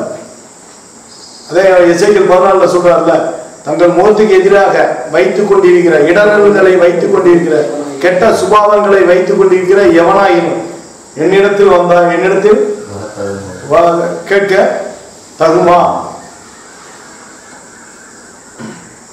இப்ப நாய் வேலாம் தான் கேட்கிறாங்க. இப்போ மோட்சிலாசர் சபையில போய் மீட்டிங்ல உட்காரும் போது நாய் வெய்யுங்க, ஆலம்பல் மீட்டில் உட்காரும் போது கழுத கூட நாய் வெய்யுங்க. யாரு தனக்கு உண்டான வெறுத்துட்டு வந்து உட்காரு, அவங்க சொல்றது எனக்கு சொல்லிக் கொடுக்கல. நாயும் பண்ணியாத்தான் உட்கார்ந்து இருக்கும் போது நம்ம ஜாம்புறதுக்கு வந்தது மாதிரி லிப்ஸ்டிக் போட்டு தான் வரும். நான் பண்ணி நல்ல பண்ணி. அடுத்து என்ன நடக்குது, அந்த வீடு பாத்திரமா இருந்தால் நீங்கள் கூறின சமாதானம் அவர்கள் மேல் வர கடவுது, அபாத்திரமா இருந்தால் நீங்கள் கூறின சமாதானம் உங்களிடத்திற்கு திரும்ப கடவுது. அப்போ ஒரு மனுஷன் ஜோகமாகணும்னா பாத்திரமான ஆகணும்னு முடிவு பண்ணாதான் அவன் ஜோகமாவேன். இல்லாட்டி திரும்பித்தான் வந்துடும் எந்த வீடா இருந்தா. சமாதான வாழ்த்து சொல்லுங்க, சமாதானத்தை சொல்லுங்கன்றார்ல, என்ன சொல்றாரு, அதை வாழ்த்துங்க. அந்த வீடு பாத்திரமாக யார் என்று விசாரித்து நீங்க புறமுடமும் அவனிடத்தில் தங்கியிருக்கிற அந்த வீட்டு ஒரு வீட்டுக்குள் பிரவேசிக்கும் போது அதை வாழ்த்துங்க. அப்ப எப்படி எதிர்படி வாழ்த்தவன் உலக பிரகாரமா வாழ்த்தக்கூடாதுல்ல. உடனே இவங்க சொல்லுவாங்க இல்ல, ஒரு வீட்டுக்கு போனோடனே நீர் பாய்ச்சலான இந்த குடும்பம் நீர் பாய்ச்சலான தோட்டத்தை போடும், வற்றாத நீரற்றை போடவும் இருப்பதாக அப்படின்னு வாழ்த்த முடியாது. அவருடைய கற்பனைகளையும் கை கொண்டு சுகமா வாழ்வதாக வாழ்த்தணும். அதான் உண்மை. அவர் கற்பனை பாரமானது இல்லை, இல்ல லேசானது தானே. உன்னிடத்தில் 500 ரூபாய், பிறனிடத்துல 500 ரூபாய், என்ன பெரிய பாரம் இருக்கு? உனக்கு 5000 ரூபாய் செலவழிச்சா அடுத்தவங்களுக்கு ஏழை வாழைக்கு 5000 பதினஞ்சு பல செலவழிச்சு விட்டுன்றாரு. இதெல்லாம் பாரம் நினைச்சா பாரம் போக முடியுமா? இதுல என்ன பாரம் இருக்கு? அவர் சொல்றாரு, என்னுடைய வார்த்தைகள் பாரமானவைகள் அல்ல, என்னுடைய நுகம் மெதுவானது, என்னுடைய சுமை லகுவானது சொல்லிட்டாரு. அவர் வசனம்ல லகுவானதுதான், பிரச்சனை இல்லாதது. கேட்கிறவனுக்கு தான் காது சரியில்லை, கேட்கிறாரு தான் சரியில்லை. கேட்டு உணராது கொடுத்திருக்கு, உள்ள கொடுத்திருக்கிறது அப்படின்றாருல. சரி பாருங்க, அப்ப அந்த வீடு பாத்திரமான அல்லண்டா நம்மகிட்ட திரும்பி வந்துடும். இப்ப அந்த இயேசு கிறிஸ்து தான் அந்த வாழ்த்துக்கு சொந்தக்காரர். ஒரு வீட்டுல தங்கணும்னா அவன் மகனையாவது மகளையாவது நேசிச்சு அழுதுக்கு இருந்தா எப்படி அந்த வீட்டுல பாத்திரம் இருக்கு? பாத்திரமான எப்படி இருக்கான்? இந்த பூமியில இருந்து 4 வீடு கட்டி வாடகைக்கு நின்றவன் எப்படி ஆளு பாத்திரமான இருக்கான்? என்னப்பா, வீடு கட்டி 4 வீடு கட்டி வாடகைக்கு நின்றவன் எப்படி ஆண்டவர் பாத்திரமான இருக்கான்? 4 வீட்டுக்கு 4 வீடு ஏழைக்கு கட்டி விடலாம். அவனுக்கு ஏழைக்கு என்ன 50 லட்சம் ரூபாய்க்கு நீ கட்டி விட போற? ஒரு வீடு 1 லட்சம் ரூபாய்க்கு கட்டி விடலாம் ஏழைக்கு. இப்ப நான் இருக்கேன், நான் 20 லட்சம் ரூபாய்க்கு வீடு கட்டினா அந்த 20 லட்சத்தை கடன் அடைக்கணும். மற்ற ஏழைக்கு நம்ம கடைப்பட்டிருக்கோம், ஜீவனை கொடுக்க கடனாளி. அடுத்து நான் உயிரோட வாழ்றது எல்லாமே அடுத்த மக்களுக்கு. புரியுதா? இப்போ நம்மளுக்கு எதெல்லாம் செய்ய விரும்புறீங்களோ அதை அடுத்தவங்களுக்கு செஞ்சிடணும்ல. கஷ்டமாத்தான் இருக்க, சமாளிச்சுதான் இந்த சாப்பாடத்தையும் சாப்பிடணும். சிலுவையில தூங்கி இங்க இருக்கிற பாவி நாயி, ஆண்டவருக்கு கீழ்படியாதவன், சொல்லு கேட்காதவன், அவருக்கு சத்துரா இருக்கிறவன் எல்லா பயிலுக்கும் தானே ரத்தத்தை சிந்தினாரு. என்ன அவர் ஒண்ணு ஞானமா பார்க்கல, இல்ல எல்லாரையும் நேசிச்சு அன்பு செலுத்தி முடிச்சிட்டாரு. இவங்க கேட்டவே அவங்க கேட்டவே பார்க்கல, ஒட்டு மொத்தமா எல்லா மக்களுக்காகவும் அப்படி நம்பினாரு. சிறுபிள்ளையை போல வசனத்தை நிறைவேற்றி முடிச்சாரு. சொல்றாங்க, என்னமோ ஒரு சாப்பாடு எங்க இருந்தா வருதுன்னு பார்த்தா அவர் சொல்றாரு, நான் போஜனம் பண்ணுகிற ஒரு போஜனம் உண்டு, எனக்குன்னு ஒரு போஜனம் இருக்கு. அது என்னால என் பிதாவின் சித்தத்தின்படி செய்து அதை நிறைவேற்றி முடிப்பதே என் போஜனமாக இருக்கிறது. அப்போ ஒரு வீட்டுக்கு போய் வாழ்த்துறான். எப்படி வாழ்த்துறோம்னா, எல்லாம் சுயநலக்காரனா இருக்கேன் ஊர்ல, நீங்க ஒரு ஆள் இருக்கீங்க, வேதத்தை படிச்சு தேர்ந்த குடும்பமே, தேறின வேதபாரக குடும்பமே. தேறின வேதபாரகன் எவனும் தன் பொக்கிஷத்திலிருந்து, தனக்கு உண்டானவையிலிருந்து, தான் சேர்த்த சொந்த சம்பாத்தியத்திலிருந்து பழையவையிலையும் புதியவையிலையும் எடுத்து கொடுக்கிற வீட்டு எஜமானை போல அந்த குடும்பம் இருந்து வாழ்ந்து சுகமாயிருப்பதாக அப்படின்னு ஒரு மொழி முடிச்சிருவாங்க. உன்னிடத்தில் அன்பு கூறுவோட பிறனிடத்திலே அன்பு கூறுவாயாக, உங்களுக்கு எவையெல்லாம் செய்ய விரும்புகிறீர்களோ அதை பிறர்க்கும் செய்வீர்களாக என்ற வார்த்தையை நிறைவேற்றி வாழ்ந்து இந்த குடும்பம் சுகமாயிருப்பதாக முடிச்சிருவாங்க. பூமியிலே பொக்கிஷங்களை சேர்த்து வைக்காமல் பூமியில இருக்கிறத வித்து கூட தரித்திற்கு கொடுத்து பரலோகத்துல பொக்கிஷங்களை சேர்த்து வைத்து இந்த குடும்பம் நலமாக வாழ்வதாக பாத்திரவானா இருப்பதாக சொன்னோன்னே நாங்கெல்லாம் பாத்திரவானா நின்று வீட்டை கூட்டிட்டு ஓடியே போவாங்க. சொல்லுங்க. இப்ப எதுக்கு நம்ம பேசுறோம்? இல்லை கிறிஸ்தவங்களா நீங்க எவனும் பாத்திரவான் இல்லடா, 7 ரூபா பைபிள் படிச்ச லோலாய் நாய்களா நீங்க பாத்திரவான் அல்லடா. யாக்கோபு சொல்றாரு, விபச்சாரிகளே உலக சிநேகர் தேவனுக்கு விரோதமான பகை என்று அறியலாம். ஒருவன் உலகத்துக்கு சிநேகிதனாக இருக்க விரும்பினான், தேவனுக்கு பகையாளியா இருக்கிறான். அப்போ ஒரு குடும்பம் பாத்திரமா அபாத்திரமா? அப்ப போற குடும்பம் விபச்சார குடும்பமா இருந்தா என்ன செய்யுது? சுயநலக்காரனா இருந்து உலகத்தில் உள்ளவர்கள் அன்பு கூடாது இருக்க. உலகத்தில் உள்ளதுன்னா பிள்ளைங்க, அண்ணன், தங்கச்சி, வீடு, குடும்பம், பிசினஸ், அது இது. ஒருவன் உலகத்தில் அன்பு கூர்ந்தால் அவனிடத்தில் பிதாவின் அன்பு இல்லை. அப்போ ஒரு உலகத்தில் அன்பு கூறுற வீட்டுல ஒரு அப்போஸ்தலர் போய் தங்க முடியாது. என்ன ஒரு சான்றதான் அர்த்தம்? இவங்கனால ஏன் இதெல்லாம் செய்ய முடியல? இவங்க அப்போஸ்தலரே கிடையாது. போன வாரம்னா ஒரு பிள்ளைக்கு பிரேயர் நடக்குது. நானும் அந்த பிள்ளைய அடிச்சு தூக்கிடலாம்னு பார்க்குறேன். காய்ச்சலும் தலைவலி அந்த பிள்ளைக்கு அப்படியே சாகுது. அதாவது ரொம்ப மோசமான சூழ்நிலை. நானும் ஒரு 3/4 மணி நேரம் போராடி பார்க்குறேன். ஆனாலும் தலைவலியும் காய்ச்சலும் இருக்கு, ஒரு 1/4 பங்கு இருக்கு. அப்புறமேல தங்க டீச்சர் அந்த பிள்ளை ஃபோனை வாங்கி, இவ்வளோ நேரம் ஆகுதுன்னு அந்த பிள்ளையோட ஃபோன் வாங்கி அந்த பிள்ளை சொல்லுது, அண்ணே அந்த பிள்ளை வந்து 9th படிக்கிற பிள்ளை மாதிரி இருக்காதுண்ணே, 5th படிக்கிற பிள்ளை மாதிரி இருக்கு அப்படின்னு. அப்ப கிட்டத்தட்ட ஒரு ஹேண்டிகேப்டா இருக்கு. என்ன அப்படித்தானே? வளர்ச்சியே கட்டு போட்டுருச்சு. போய் அடிச்சு ரத்தத்தை குடிச்சு 5ஆம் கிளாஸ் பிள்ளை பிள்ளை மாதிரி தான் இருக்கான். 9th படிக்குதான். அது 4th ஸ்டாண்டர்ட் இருந்தது. நான் கூட ஒரு ஸ்டாண்டர்ட் கூட்டி சொல்றேன். 4th ஸ்டாண்டர்ட் படிக்கிற அளவுக்கு அந்த பிள்ளைக்கு இருக்கு. அப்புறம் மேலும் பார்த்தேன், இப்படி சொல்லுப்பா அறிவு இல்லாம எனக்கு தான் சொல்றது இல்லையான்ட்டு திருப்பி அந்த பிள்ளையோட போனை கொடுத்து ஆட்டி ஆண்டவருடைய பிறப்புல இருந்து எதுக்கு பிறந்தார் எல்லாத்தையும் எடுக்கிறேன். ஏன்னா 3/4 பங்கு சரியாயிடுச்சுல.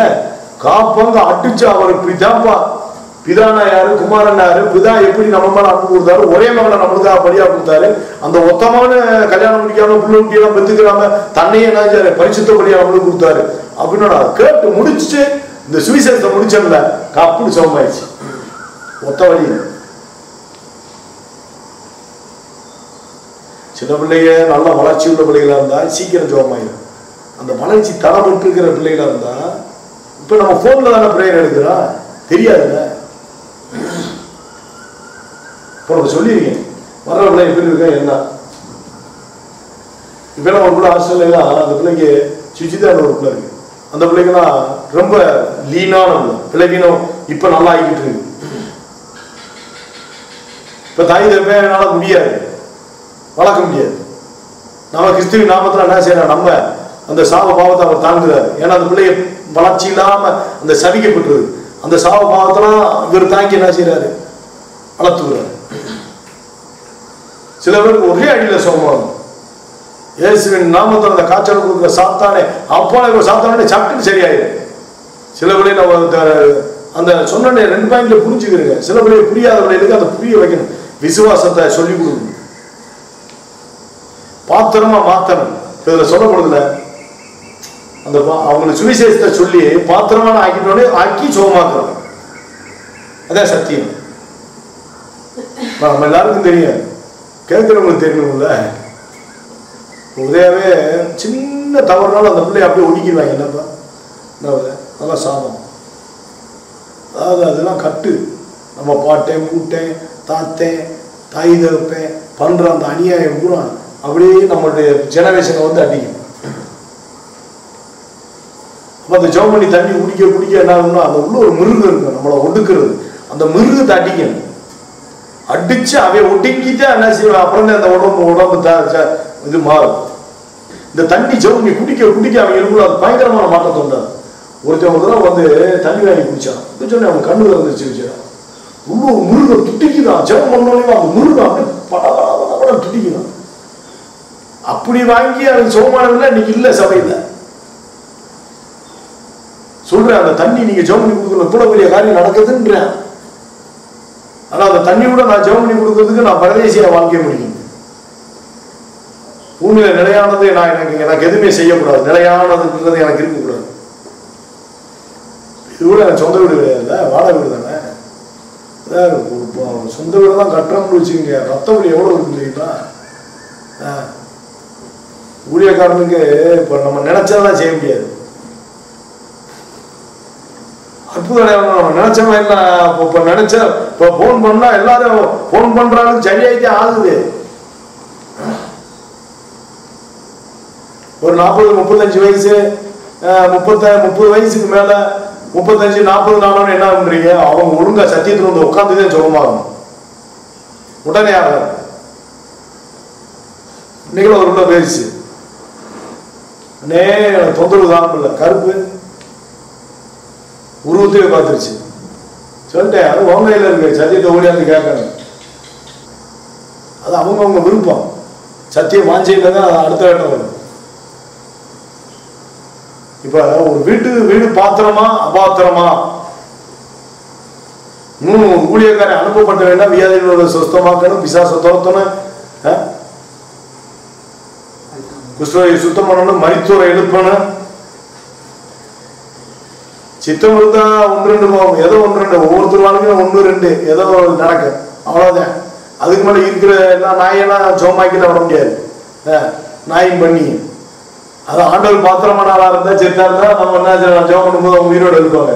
அவர் சித்தம் ஒன்று இருக்கு, பிதாவின் சித்தம் இருக்கு, இயேசு கிறிஸ்துவினுடைய சித்தம் இருக்கு. ஒரு சப்பானிய எரிப்பு ஓட விடுறாரு பேதுரு. என் இடத்துல பொண்ணு வெளியும் இல்ல, என்கிட்ட ஒண்ணு இருக்கு, கிறிஸ்து இருக்காரு, அந்த மைமியை உனக்கு கொடுக்குறேன். அந்த சப்பானியா அவர் ஆகிடுவாரு, நீயே அவருடைய கால்களில் எந்திரிச்சு ஓடிவா. அதான் உண்மை. உன் பலவீனங்களை அவர் ஏற்றுக்கொண்டு உன் நோயில் அவர் சோமாக்குறாரு, உன் பலவீனத்தை அவர் ஏத்துக்குருவாரு, அவரும் உனக்காக சப்பானி ஆயிடுவாரு, நீ எந்திரிச்சு நடந்துருவ. அதெல்லாம் அங்க எழுதப்படலை, ஆனா சொன்னது அதே, அவர் சோமாக்குனது அப்படித்தான். இதை நீ யோசித்து பார்த்து சொல்லு. பிறவினைகளை ஏற்றுக்கொண்டு நோய்களை சுமந்தார்னா, ஊனமா இருக்கிற மனிதனே, உன் பிறவினைகளை ஏற்றுக்கொண்டு நோய்களை சுமக்கிறவர் என்னிடத்தில் இருக்கிறார், பொண்ணை வெளியே காட்டில் அவர் மேலானவரு, அது மிகப்பெரிய பொக்கிஷம், அதை உனக்கு கொடுக்குறேன்.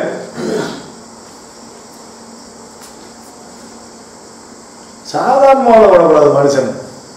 ஒருத்தன் சோமாயிட்டான்னா அவனை ஆண்டவர் சுமந்து தீர்த்தாரு, சுமந்து தீர்க்க வெளிப்பட்டாரு, உன் பலவீனத்தை ஏற்றுக்கொண்டு நோயில சுமந்தாருன்றத சொல்லணும், மரியாதையா சொல்லி சரி பண்ணணும். அப்போ வாழ்த்துறான். இப்ப நான் சில பாயிண்ட்லாம் சொன்னேன், அது மாதிரி ஒரு வீட்டை வாழ்த்தும் போது அந்த வீடு பாத்திரமா இருந்தா நம்ம பூர்ண சமாதானம் அங்க தங்கும்.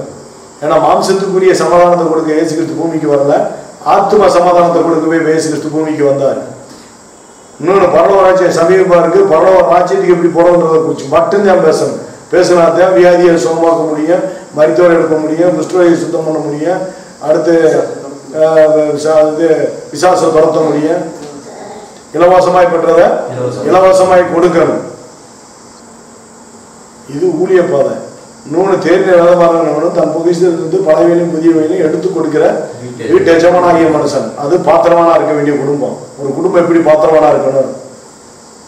இப்ப நான் வரேன், நான் ஊழியக்காரன்னா அந்த குடும்பம் எப்படி பாத்திரமா ஆகுது? சரி, அதை ஏற்றுக்கிட்டாங்களா? ஏற்றுக்கொள்ளலன்னா பாத்திரம் நல்லன்னா நம்ம என்ன செய்யணும்? அதை பாருங்க.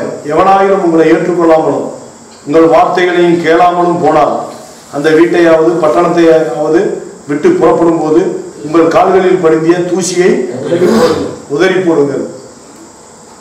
ஒரு இடத்துல சொல்றாரு, அந்த பட்டணத்துக்கு விரோதமா, அந்த வீட்டிற்கு விரோதமா உதறி போடுங்க. விரோதமாட்டே சொல்லுவார், விரோதமா உதறி போடுங்க அப்படி சொல்லுவார். இப்ப இங்க என்ன சொல்றாரு? எவனாயிலும் உங்களை ஏற்றுக்கொள்ளாமலும் உங்கள் வார்த்தைகளை அந்த வார்த்தை சொல்றோம்ல, சமாதான வார்த்தை.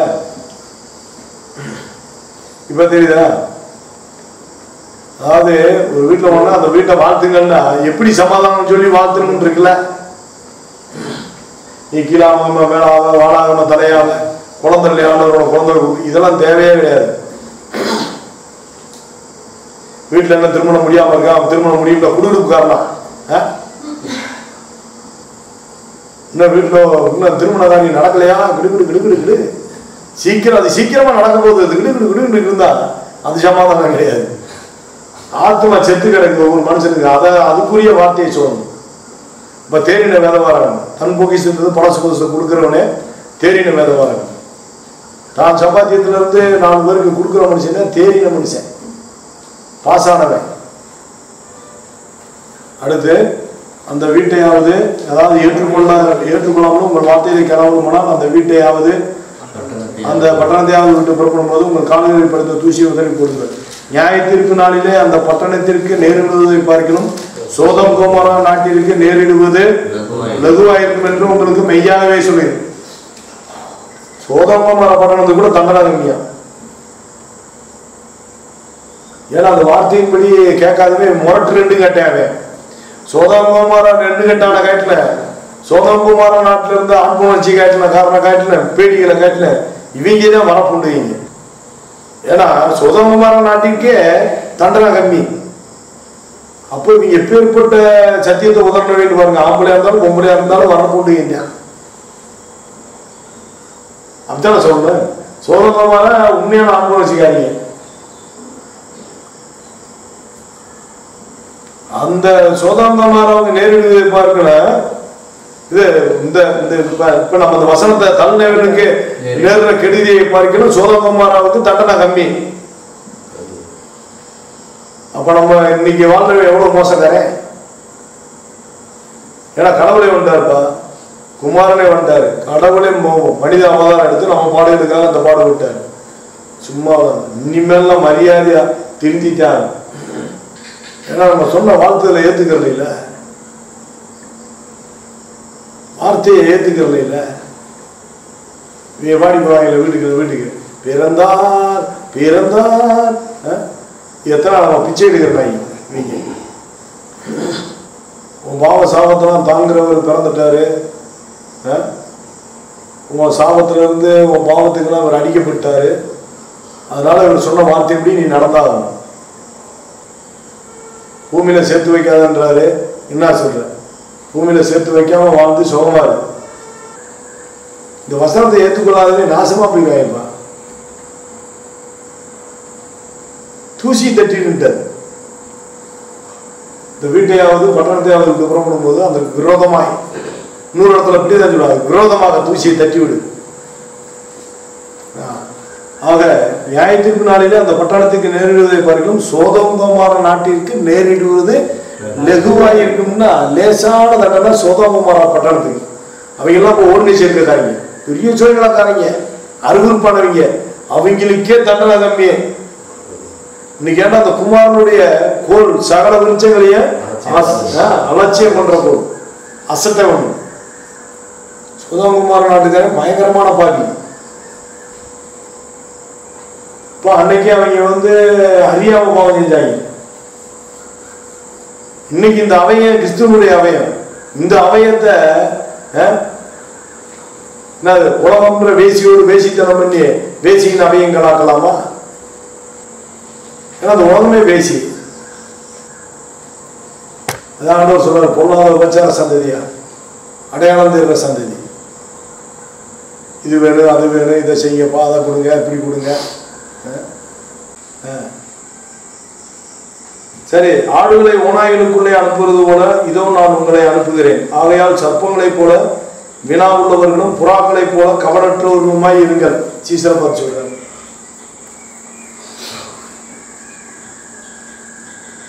ஆடுகளை ஓநாய்களுக்குள்ளே அனுப்புறது போல அனுப்புறேன். இப்ப நம்ம ஆடு, இப்ப நம்ம நன்மை செய்யறவங்க. ஓநாயெல்லாம் சுயநலக்காரங்க. இப்ப நம்ம ஒரு வீட்டுக்கு போனோம்னா அதான் வாழ்த்து சொன்னோன்னே அந்த ஓநாய்க்கு என்ன செய்யாது, பிடிக்காது. ரத்தம் முடிச்சே பழகுனது, ஒரு எலும்பு விடாம திண்டு பழகுனது, ஏழவாளையை அடிச்சு கொண்டே பழக்கப்பட்டது. அதாவது பதிவிருக்கிறான், ஏழைகளை வேட்டையாடும்படிக்கு கிராமத்து ஒளிப்படங்களில் பதிவிருக்கிறவன். ஓநாய் மாதிரியே பம்மி இருக்கிறவங்க எப்படியா சம்பாதிக்கிறது. எங்கனாலுமே ஒரு மனுஷனுக்கு மேற்பட்ட மனுஷன் இருக்கான், அடிச்சு கொண்டு திண்டிக்கே இருக்கான். அவனுக்கு மேற்பட்ட அவனை தின்றான், அவனுக்கு கீழே இருக்கிற ஒருத்தையும் மேற்பட்ட தின்றான், அவனுக்கு கீழே இருக்கிற மேற்பட்ட நூறுத்தையும் தின்றான். நம்ம பிசினஸ்லயே பாருங்க, எத்தனை பேர் அடிச்சாப்பிடுறாங்க. ஒரு கார் ரிப்பேர் பண்ண வருவான், என்ன வர அத்தனை பேருமே அந்த கார்காரனை சுத்தி அடிச்சாலும் அந்த கார்கார இத்தனை பேருக்கு அவன் போய் ஆப்பு கொடுப்பேன், எத்தனை பேரும் அடிச்சு அவன் திண்டு வந்து உட்காந்துருக்கான். ஆக மொத்தத்துல தின்ற தீனி குடிக்கதான் இருக்கு. ஒருத்தர் அடிச்சு அடிச்சு அடிச்சு அடிச்சு. இப்ப மிருகங்கள் பாத்தீங்கன்னா சிங்கம், சிறுத்தை, ஒரு மான வேட்டையாளர், சிறுத்தை தின்னக்குள்ளையுமே ஓனாய் வந்துடும், ஓனாய் இருக்கும்போது சிங்கம் வந்துடும். ஆக மொத்தம் ஒரு உணவை பல இடத்துல திண்டு விடும். அது மாதிரிதான் மனுஷங்க. அதாவது கிராமத்து ஒளிப்படத்துல ஒளித்திருந்து ஏழைகளை பதிவிருந்து வேட்டையாடுறைய வட்டி கொடுத்துருவேன். எப்படி இப்ப நம்ம ஒரு தொழில் பண்றோம், நம்ம வட்டிக்கு வாங்கிட்டோம், அந்த வட்டியை கணக்கு பண்ணி நம்ம என்ன செய்யலாம், வரணும் நம்ம அடிக்க வேண்டியிருக்கு. ஆனா ஒவ்வொருத்தரும் அதுக்கு மேற்பட்ட ஒருத்தருக்கு மேற்பட்ட ஆளாத்தான் இருக்கான். ஒருத்தரை திண்டுதான் வரல. ஒருத்தர் கோடீஸ்வரன் ஆயிட்டான்னா பல பேரை கொண்டு கொண்டான அர்த்தம். அப்போ பணம் பெருகினால் அதை தின்கிறவர்களும் பெருகணும். நம்ம தின்ன விடணும், அப்பதான் தப்பிக்க முடியும். ஒரு ஆள் பணக்காரன் ஆகிட்டான்னா காசு அள்ளி அடிச்சுதான் வேற வழியாயிடு. ஏன்னா சத்தியத்துக்குள்ள வந்துட்டா கொடுத்தானா இல்லாட்டி அந்த வீடு பாத்திரமா இருக்க முடியாதுல்ல. நம்ம போய் தங்க முடியாது, தூசியை தட்ட வேண்டியது வர, நம்ம வார்த்தையை ஏற்றுக்கொள்ளலாம், அங்கே சாப்பிட முடியாது. இப்போ எடுத்துக்கிட்டீங்கன்னா தூசி தட்டு வெளியேற்றேன், நீங்க அதுக்குள்ள இருக்கீங்க, எவ்வளவு சிக்கல். அதான் சொல்றாரு, ஓனாயிலுக்குள்ள ஆடுகளை ஓனாயிலுக்குள்ள அனுப்புறது போல உங்களை அனுப்புறேன். அதனால சர்ப்பத்தை போல வெனாவாரு, புறாவை போல கபரற்றவர்களாரு. மனுஷன் டேஞ்சரானவன். அதான் மனுஷனுக்கு எச்சரிக்கையா இருக்கின்றது. நம்மளாம் நல்லதை யோசிப்போம், அடுத்தவன் கெட்ட யோசனையோட இருக்கான். பிரபஞ்சத்தின் மக்களை விட நம்ம ஒளியின் பிள்ளை நம்ம பிரபலமா இருக்க முடியாது, ஞானம் இருக்காது. ஒளியின் பிள்ளைகளை பார்த்து பிரபஞ்சத்தின் மக்கள் அதிக ஞானம் உள்ளவர்கள். ஏன்னா பைபிள்ல ஆதி ஆகத்துல அவன் ரொம்ப ஞானமா இருந்துட்டான். இப்ப நம்ம ஒரு வீடுக்கு சத்தியம் சொல்ல போறோம், அந்த வீடு ஓனாயி. நம்ம பூமியில பார்க்கிற மனுஷன் எல்லாரும் ஓனாயிலுக்குள்ள உங்களை அனுப்புறேன்றார். ஒரு ஆடு குட்டி ஓடுது, பால் கொடுக்குது, தன்னையே அந்த குடும்பத்துக்கு சாப்பிட கொடுத்துருது. ஓனாய் போய் அடிச்சு வர தின்ன முடியுமா? நம்ம அந்த ஓனாயை ஆட்டையும் தின்னும், மனுஷனையும் தின்னும், சகலத்தையும் தின்னும். இப்ப நம்ம எவ்வளவு கவனமா போனோம், நம்மளே சாப்பிடுவாங்க. அதான் ஒரு உண்மையான ஊழியம் என்னன்னா, அதை ஒரு வீட்டுக்கு போனால் பாத்திரமான யாருக்கு கண்டுபிடிக்க வேண்டியா இருக்கு. அது ஓனாயா ஆடா என்னன்னு பார்க்கணும். அப்போ நம்ம வார்த்தையை சொல்லி அதை ஆடா ஆக்க பார்க்கணும். ஆடானா அந்த வீட்டில் தங்கலாம். ஓனாயத்தான் நான் இருப்பேன்ட்டாங்கன்னா நம்ம வார்த்தையை கேட்க மாட்டாங்க. அப்புறம் அந்த வீட்டையாவது அந்த பட்டணத்தையாவது விட்டு வெளியேறும்போது தூசியை தட்டிட்டே ஆகணும். கடுமையாக விட போகுது. அதை காணாம போன ஆடுகளாகிய சிறுவர்களுக்குள்ள உங்களை அனுப்புறேன். ஆனாலும் அங்க காணாம போன ஆடுன்றாரு, இங்க ஓனாய்களுக்குள்ள உங்களை அனுப்புறேன்றாரு. அப்ப கிறிஸ்தவ முறை இன்னைக்கு யாரு? ஓனாய். ஓ பாஸ்டர் யாரு? ஓனாய். ஆனா வெறும் ஓனாய், கொளுத்த ஓனாய் அவன். ஆனா இன்னைக்கு இருக்கிற கிறிஸ்தவனுடைய நாய் ஓ நாய். அது குலைக்காது, ஊமையான நாய். குலைக்க மாட்டாது ஊமையான நாய், பெருவயிற்று நாய், தூக்கமயக்கமாய் புலம்புற நாய், சோம்பேறி நாய், பெருவயிற்று நாய், பகுத்தறிவில்லாத மேய்க்காத மந்தையை மேய்க்காத நாய், புலம்புகிற நாய். சில நாய் நம்ம கணவனே ஓடும், குலைக்க. காணாம போன ஆடுகளாகிய சிறுவர்கள் அனுப்புறீங்கனாலும், ஆனால் கடைசியில் அந்த காணாம போன ஆடு மனம் திரும்பலன்னா அது ஓனாய் தான். ஆனாலும் ஒரு ஓனாய்க்குள்ளதான் போறோம். அது ஆடை கண்டுபிடிக்கணும். இன்னைக்கு கிறிஸ்தவ பூரா காணாம போன ஆடுனாலும் ஓனாய் தான். 1-2 ஆடு இருக்குப்பா, அதை கண்டுபிடிக்கணும்ல. அப்போ வியாதி உள்ளவங்க அனுப்பப்பா, அவர் அனுப்புறாரு. அனுப்புனவங்க மட்டும்தான் வியாதி உள்ளவங்களை சுத்தமாக்க முடியும், பிசாசை துரத்த முடியும், மருத்துவரை எழுப்ப முடியும், நோயை சுத்தமாக்க முடியும். இலவசமாக பெற்றதை இலவசமா கொடுக்கிறவங்களா இருப்பாங்க அவங்க. அதில் வீடு கட்டி பகுமானம் பண்ணி அதில் கார் வாங்கி போட்டு போட்டு அந்த காசுல வெக்கமில்லாம திண்டு அப்படி இருக்க மாட்டாங்கப்பா அனுப்பப்பட்டவங்க. அதான் சொல்றாரு, வடிக்கு பையையாவது, தடியையாவது, 2 அங்கிகளையாவது, பாதரசியாவது, என்னென்ன சொல்றாரு, பாதரசியாவது தடியாவது தேடி வைக்க வேண்டாம், வேலையால் தன் ஆவணத்துக்கு பாத்திரவனாக இருக்கிறான். அதுல என்ன சொல்றாரு, உங்க கச்சைகளில் பொன்னையாவது வெள்ளியாவது செம்பையாவது. எப்போ தங்க வெளியில வாங்கி வைக்கிறது, உள்ள சேர்த்து வைக்கிறது. வெள்ளியாவது பொன்னையாவது வெள்ளியாவது செம்பு தான். எப்போ செம்புன்னு என்னது, தண்ணி குடிக்கிற செம்புன்னு நினைச்சிடாங்க. அந்த இருக்குல்ல அந்த செம்பு, அந்த உலோகம் அந்த இருக்குல்ல இந்த மாதிரி. இப்போ வழிக்கு பொன்னை போற வழியில பொன்னையோ வெள்ளியோ செம்பையோ அந்த பித்தளை என்னப்பா தேடி வைக்க வேண்டாம். பொன்னையோ வெள்ளியோ செம்பையோ யாரு அனுப்பப்பட்டவங்க. சம்பாரிச்சு வைக்கிறவங்கள இருக்கக்கூடாது, வாங்கவும் கூடாது. அதாவது அந்த காசுல பொண்ணோ வெள்ளியோ செம்போ ஒரு ஊழியக்காரை சேர்த்து வைக்க கூடாதுப்பா. ஊழியக்காரங்க வீட்டில் சகல பொருள் இந்த காசுல வாங்குறாங்க, சேர்த்து வைக்கிறாங்க. என்ன எல்லாம் சேர்த்து வைக்கிறாங்க. வீட்டுல இல்லாத பொருள் இல்லைங்க நல்லா வச்சிருக்காரு. அது அப்படி இங்க பொண்ணையாவது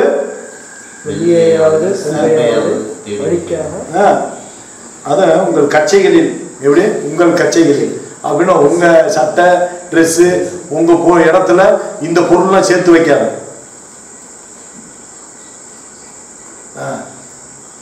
நீ இதுக்கு மேலே ஆண்டவர் சொல்லுவாரு. அன்னைக்கு அபிஷேகம் சொல்லும் போது ஒரு வாட்சி கேட்டிருக்கேன். அதான் 5-10 லட்சம் ரூபாய்க்கு பணம் வருமா? அதை கேட்டாங்க. என்னங்க நீங்க ஒரு கிட்டத்தட்ட சன்னியாசி ரேஞ்சில் இருக்கீங்க, நீங்க இப்படிலாம் கட்டுறீங்களா? இது என்னுடைய இது இல்லை, மற்றவங்க கொடுத்தா நான் போட்டிருக்கேன். சேர்த்து ஏண்டா சேர்த்து வைக்கிறேன். அதான் கதை.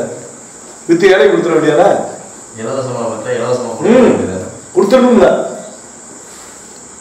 இப்ப இலவசமாய் பெற்றீர்கள் இலவசமாய் கொடுங்கள்ன்றது அடுத்து உங்கள் கச்சைகளில் பொன்னையாவது வெள்ளியாவது செம்பையாவது வலிக்கு பையாவது 2 அங்கிகளையாவது பாதரட்சிகளையாவது தடியாவது தேடி வைக்க வேண்டாம்.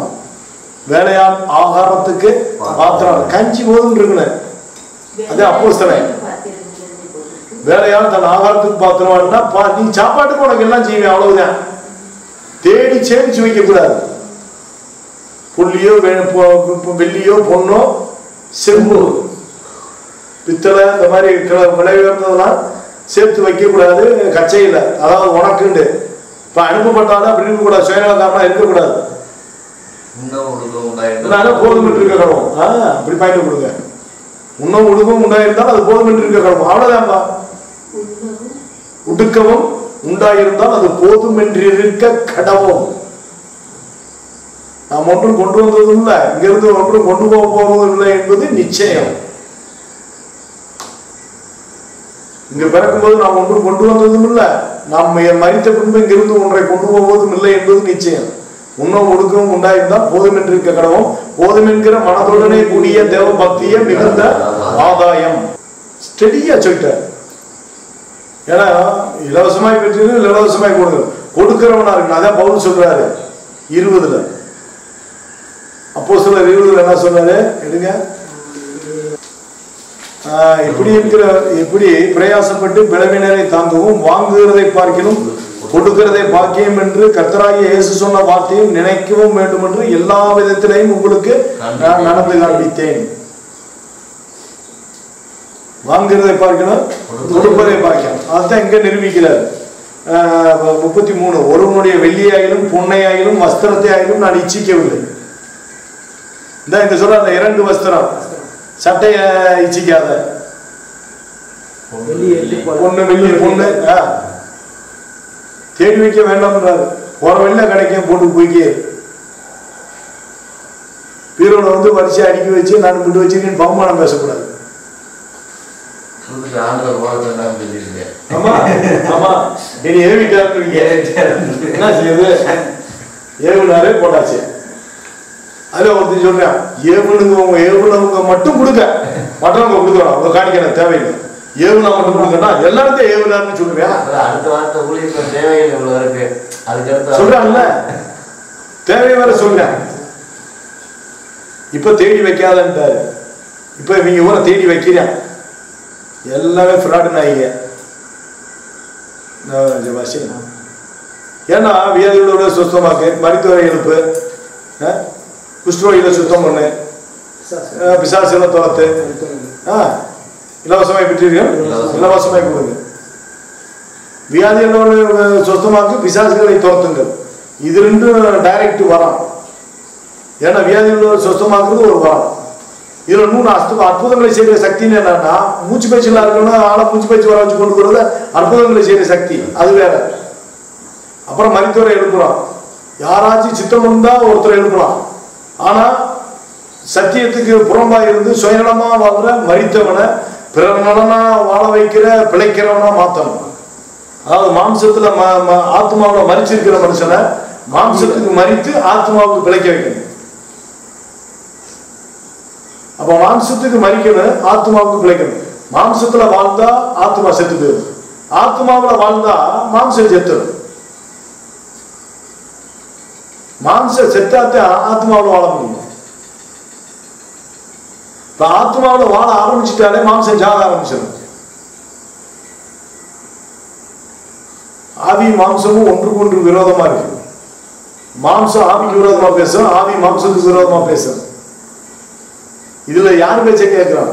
ஆவி பேச்சை கேட்டா திருந்திடுவோம், மாம்சம் பேச்சை கேட்டா கெட்டு போயிடுவோம். என்னப்பா யார் பேச்சை கேட்கிறான்? அந்நியருடைய பேச்சுக்கு செவி கொடுக்க கூடாது. ஆவி பேச்சுன்னா முனியாண்டி ஆவி பேச்சு இல்ல, பரிசுத்த ஆவி பேச்சு.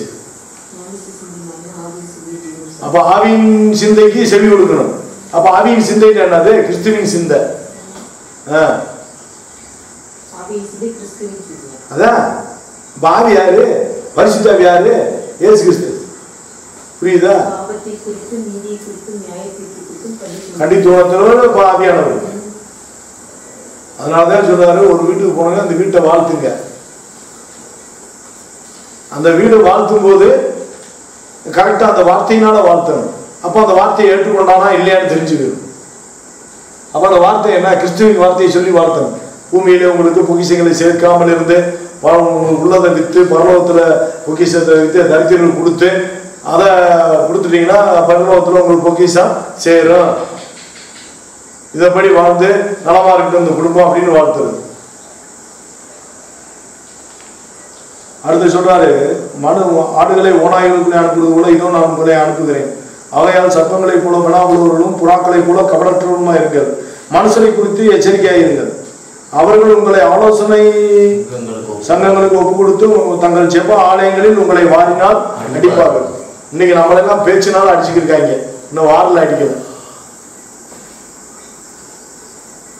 ஜெப ஆலயங்களில் ஏன் சொல்றாரு? இவங்கெல்லாம் ஜெப ஆலயத்துக்கு புறமானவங்க. இவங்க ஆலயம் கட்ட போறவங்க இல்ல, ஆலயத்தை இடிக்கிறவங்க.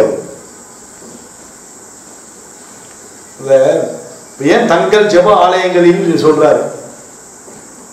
இப்ப நம்ம ஆலயம் கட்ட போறது, ஆலயம் கட்டுறது தவறு. அவன் ஆலயம் கட்டுவேன், அன்னைக்கு எல்லாரும் ஆலயம் கட்டிட்டான். ஆலயம் கட்டாதவனே இல்லை. அவங்களுடைய ஆலயத்துல நம்ம என்ன செய்வாங்க? வாரினால அடிப்பாங்க. இப்ப நாகுன்ற வாரில் அடிக்க ஆரம்பிச்சுட்டாங்க. இன்னி கொஞ்ச நாள்ல அந்த ஒரு சூழ்நிலை வரலாம். சீசன் ஆனா தானே அந்த சூழ்நிலை வரும். சீசன் ஆயிட்டோம்னாலே நம்மளுக்கு தெரிஞ்சிடும். ஆலயம் பூரா விக்கிர வராதுன்னு நம்ம சொல்லுவோம். இங்க ஆண்டவர் இல்லைன்னுவோம், இங்க இருக்காருன்னு அந்த சம விசுவாசி. அன்னைக்கு ஆண்டவர் வந்து அந்த ஆலயத்தை இடிச்சு போடுன்றதுனால அவர் அடிச்சாங்க. அப்ப நம்ம சொல்லணும், இங்க இருக்கிற ஆலயம் பூரா இடித்து போட போறாரு, ஒரு கல்லின் மேல ஒரு கல் இல்லாதபடி. அதான் ஆண்டவர் சொல்ற தீர்க்க தரிசனம். அதான் தங்கள் ஜெபாலயங்களில் உங்களை வாரினால் அடிப்பார்கள். இதெல்லாம் நிறைவேறணும் இனிமேல். இதெல்லாம் நிறைவேறினாதான் அவர் வந்துட்டார், பக்கமா நின்று கதவை திட்டார்னு அர்த்தம். அன்னைக்கு இதெல்லாம் நடந்துச்சு, அவர் இருந்த காலம். இப்ப இவ்வளவு காலம் ஓடி போச்சு. இப்ப அவரு இருக்கணும்னா இது நடக்கணும். இப்ப அவங்க ஆலயத்தை நம்ம நாயா பேசுற மாதிரி பேசணும்ல. அவ்வளவு பெரிய ஆலயத்தை உண்மையா கட்டின ஆலயம், ஆண்டவருடைய வல்லமை இறங்கின ஆலயத்தை என்ன செஞ்சாரு? இதெல்லாம் ஒரு கல்லின் மேல ஒரு கல்லினால் இடிச்சு போடப்படும் நாட்கள் வரும். இந்த ஆலயத்தை இடிச்சு போட்டு நான் 3 நாளைக்கு கட்டுறேன் என்றார். அப்போ மனுஷனை குறிச்சு எச்சரிக்கையார்கள். அவர்கள் உங்களை ஆலோசனை சங்கங்களுக்கு ஒப்பு கொடுத்து நம்மளை எல்லாம் பேசி உட்காருவாங்க. விவரம் பெரிய நீதிமன்றம் மாதிரிங்க ஆலோசனை சங்கத்தை கூட்டி பேசுவாங்க. ஏன்னா இவன் பூரா பிசாசை துரத்திடுவான், இவன் பூரா வியாதேசத்துல சோமாக்கிடுவான், சகலம் செஞ்சிருவாங்க. இவங்க தானே செஞ்சாங்க சீசரு. இவங்களை நியாயத்தீர்த்து ஒண்ணுமே இல்லாத தண்ணி பையங்க, தான் ஒன்றுமில்லாத பொருட்டு என்று எண்ணியவன் தன்னைத்தானே வச்சிக்கிறவனா இருப்பான். தானே ஒன்றும் இல்லை, உனக்கு ஒரு வல்லமையும் இல்லை, ஒன்றும் இல்லை, வரணும் இல்லை. அதனால ஆலோசனை சங்கங்களும் ஒப்பு கொடுப்பாங்க. அப்புறம் தங்கள் ஜெபாலயங்களில் வச்சு வாரனால அடிப்பாங்க. இப்போ தங்கள் ஜெபாலயங்கள்னா எத்தனை பேர் எத்தனை விதமாக இருக்காங்க. ஆர்சிக்காரன் ஒருத்தனா இருக்கான், ஜிஎஸ்ஐக்காரன் ஒருத்தனா இருக்கான், டிஎல்சி ஒருத்தர் இருக்கான், மாரநாதா இருக்கேன், ஜேஜி இருக்கேன். இதெல்லாம் ஆளை எப்படி தான் சொல்கிறேன், சிபிஎம் வரைக்கும். ஓட்டு மேலே ஒரு சிலுவையை போட்டாங்கன்னா அது ஆலயம்ப்பா. இப்போ நம்ம அடிச்சு நொறுக்கிறோம்ல, இப்போ இயேசு கிறிஸ்து இல்லைன்னு தான் சொல்கிறான். சிலுவையை சுமக்காத சபையில் எப்படி இவன் சிலுவையை வைக்கலாம்?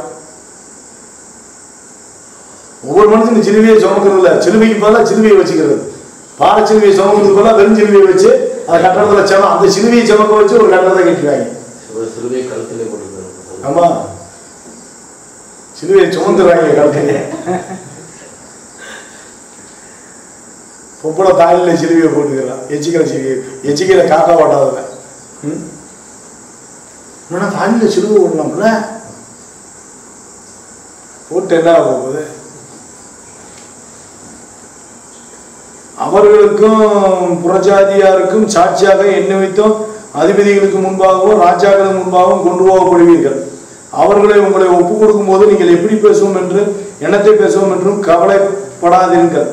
நீங்கள் பேச வேண்டுவது அந்நேரத்தில் உங்களுக்கு அருளப்படும். பேசுகிறவர் நீங்கள் அல்ல, உங்கள் பிதாவின் ஆவியானவரே உங்களிலிருந்து பேசுகிறோம். அப்படி போய் நிற்கும் போதுதான் அவர் பேச வைப்பார். அங்க உடனே என்ன பேசணும் எது பேசணும் யோசிக்க வேண்டியதில்லை. கோர்ட்ல ஏற்றுவாங்க, நம்ம வந்து இப்போ கேஸை கொடுப்பாங்க, கோர்ட்ல ஏற்றி கேள்வி கேட்பாங்க, இப்படி பேசலாமா அப்படி பேசலாமான்னுவாங்க. இப்போ நம்மளே பைபிள் படி தான் வைக்கிறேன். ஆக சகோதரன் தன் சகோதரனையும் தகப்பன் தன் பிள்ளையையும் மரணத்துக்கு ஒப்பு கொடுப்பார்கள். பெற்றோருக்கு விரோதமாய் பிள்ளைகள் எழுப்பி அவர்களை கொலை செய்வார்கள். சகோதரன் தன் சகோதரனையும் தகப்பன் தன் பிள்ளையும் மரணத்துக்கு ஒப்பு கொடுப்பார்கள். இங்க தகப்பனை மகனை கொண்டு விடுவேன், மகன் தகப்பனை கொள்வேன்.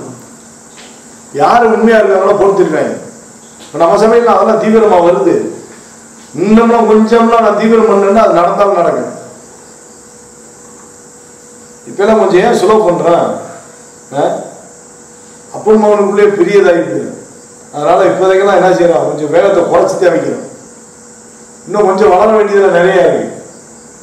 அப்புறம் போட்டு தள்ளுறது அப்புறம் தான். இந்த விஜயராஜெல்லாம் அங்கே இருக்காப்ல, அந்த வீட்டுக்குள்ளே எத்தனை நடக்குது தெரியுமா? இப்போ இந்த வீட்டிலேயே விரோத போக்கு வந்துடுச்சு. ஆனால் சத்தியம் ஒன்றா இருக்கிறதுனால சரியாகிட்டாங்க. இப்போ உங்கள் வீட்டில்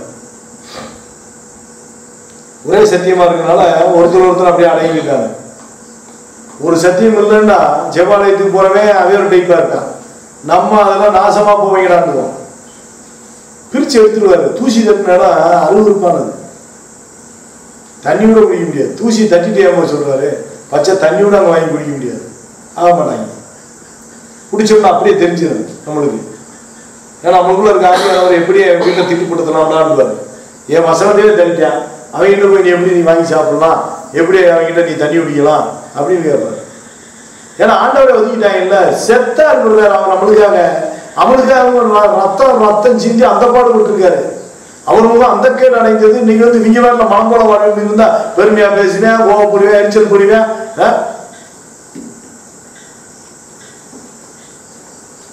அதாவது ஒரு நம்மளுதான் ஒரு தேவன் வந்து இந்த பாடுபட்டார், நம்ம திரும்ப முடிவு பண்ணோம்ல. எதுவும் கிடையாது.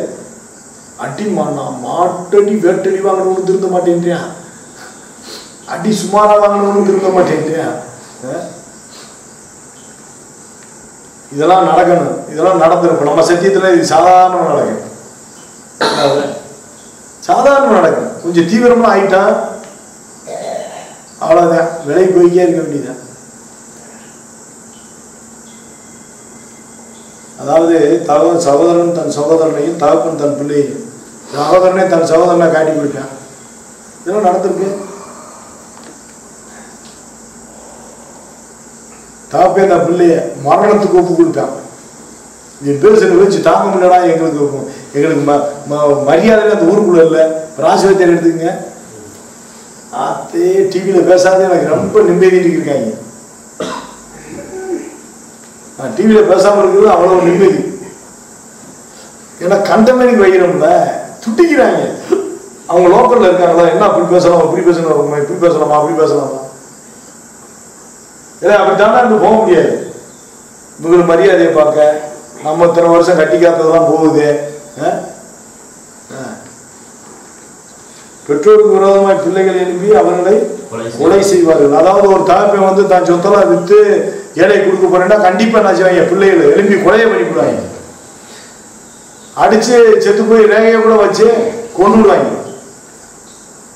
இல்லாட்டி ஏமாத்தி இப்படிப்பா அப்படிப்பான்னு சொல்லி ஒரு கையெழுத்து வாங்கி கையெழுத்து போடணும்னா போட்டுட்டு ரேகையை வச்சிருவாங்க,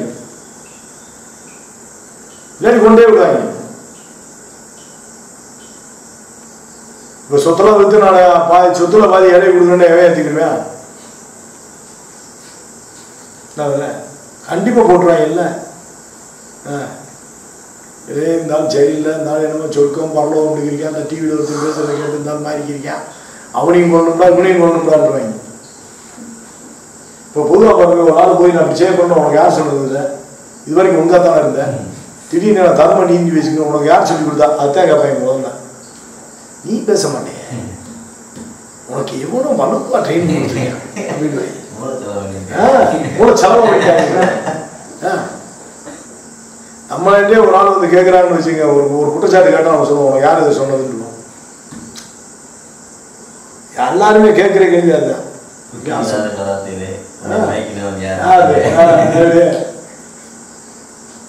பிள்ளைகளை எழுப்பி பெற்றோர்களே கொலை பண்ணுவேன். பெற்ற தகப்பேன் சொத்தை நான் ஏழவாளை கொடுக்க போறேன்ட்டா பிள்ளைய கொண்டுதான் ஆவாங்க, அது சந்தேகமே கிடையாது. என்ன சார்ந்தது எதிரி உருவாக்க பிள்ளைய எழுதுறதா இருந்தா தகப்பனுக்கு பிடிக்காது. டிக்கெட்டுக்குள்ள விதவை பதவி போய் சாப்பாடு கொடுக்குறது, என்னடா நானே கஞ்சி இல்லாம இருக்கேன், நீ எங்கெங்கேயோ போய் செலவு பண்ற, யாராருக்கே சாப்பாடு போடுற, முதல்ல அப்ப என்னைய பாடுறாட்டுவாங்க, வந்துருவாங்க. அவருக்கு கொடுக்கலாம், நாங்கள் அவ்வளவு பேர் இருக்கோம், நாளை பண்ண நீ செத்தாலும் நல்லது கட்டுறோம் நாங்க தான் வரணுவாங்க, எல்லாரும் எதுக்கே ஆயிடுவாங்க. அதான் சகோதரன் தன் சகோதரனையும் தகப்பன் தன் பிள்ளையும் மரணத்துக்கு ஒப்பு கொடுப்பார்கள். பெற்றோருக்கு விரோதமாய் பிள்ளைகள் எழுப்பி அவர்கள் என் நாமத்தின் நிமித்தம் நீங்கள் எல்லாராலும் பயக்கப்படுவீர்கள், என் நாமத்தின் நிமித்தம் நீங்க எல்லாராலும் எப்பா சொந்த பந்தம் அவ்வளவுதான் எல்லாராலையும் பயக்கப்படுவோம். அதை சொல்லிட்டு சொந்த வீட்டாரே சத்துரு, சொந்தக்காரன் பந்தக்காரன் ஊர்ல இருக்கிறவன். ஏன்னா நீ சாமியவே நம்ம பொய்யிடுவோம்ல. இப்ப என்னன்னா இவர்தாயா இனிமேல் உன் சாப பாவத்துக்காக அடிக்கப்பட்டாரு, இவர்தான் படைச்சவரு, உனக்காக பலியாயிட்டாரு, நீ நல்லா இருக்கணும், இனிமேல் உன் சாமி எந்த குப்புற சாமியெல்லாம் உனக்காக பலியாகல, ரத்தம் சிந்தல, பாவ சாபத்தை சுமக்கல, அதனால இந்த சுமத்தை தீர்த்தவரை நீ ஏத்துக்கிட்டாதான் நீ சொர்க்கம் போக முடியும், இல்லாட்டி உனக்கு சொர்க்கம் போக முடியாது. இவர்தான் பரலோகத்துக்கு வாசல். இவர் சொன்ன வார்த்தைப்படி நடந்தா நீ செத்தோடனே நீ பிழைப்ப, செத்தாலும் பிழைப்ப, இல்லாட்டி நீ நாசமாத்தான் போவ. இப்படின்னு தான் சுவிசேஷம். இதை சொன்னா எப்படியவே ஏத்துக்கிட்டேன் நம்மள. அதுல அவன் சாமி சிக்குனா நாய் அடி போயிட்டு அடிப்பான். ஒரு மனுஷனு கூட சிக்குனா அடிச்சு துவைச்சு அவன் சாமி அவன் கண்ணு முன்னாடி கத்த விடுவான். அப்ப அவனுக்கு எவ்வளவு வெறி வர, என்ன வர சாதாரணமான விஷயமா? ரோட்ல உட்காந்துக்கிட்டு ஐயோ அப்பா என் குதிரையும் செத்து போச்சு இனியும் கால அடிச்சு போட்டானா அழுதுக்கு என்ன ஆகுது? அப்புறம் அந்த ஊர்ல கோயிலுக்கு கூடுவாங்க, ஒரு சாமியும் பேசாது, அதுல இவனுக்கு இறங்காது. பால்பாண்டி தன்னை கேட்கல, எப்படி நீ வந்து ஆளை கொண்டு வந்து ஊர்ல இருக்க சாமியை பூரா அடிப்ப கேட்டேன்.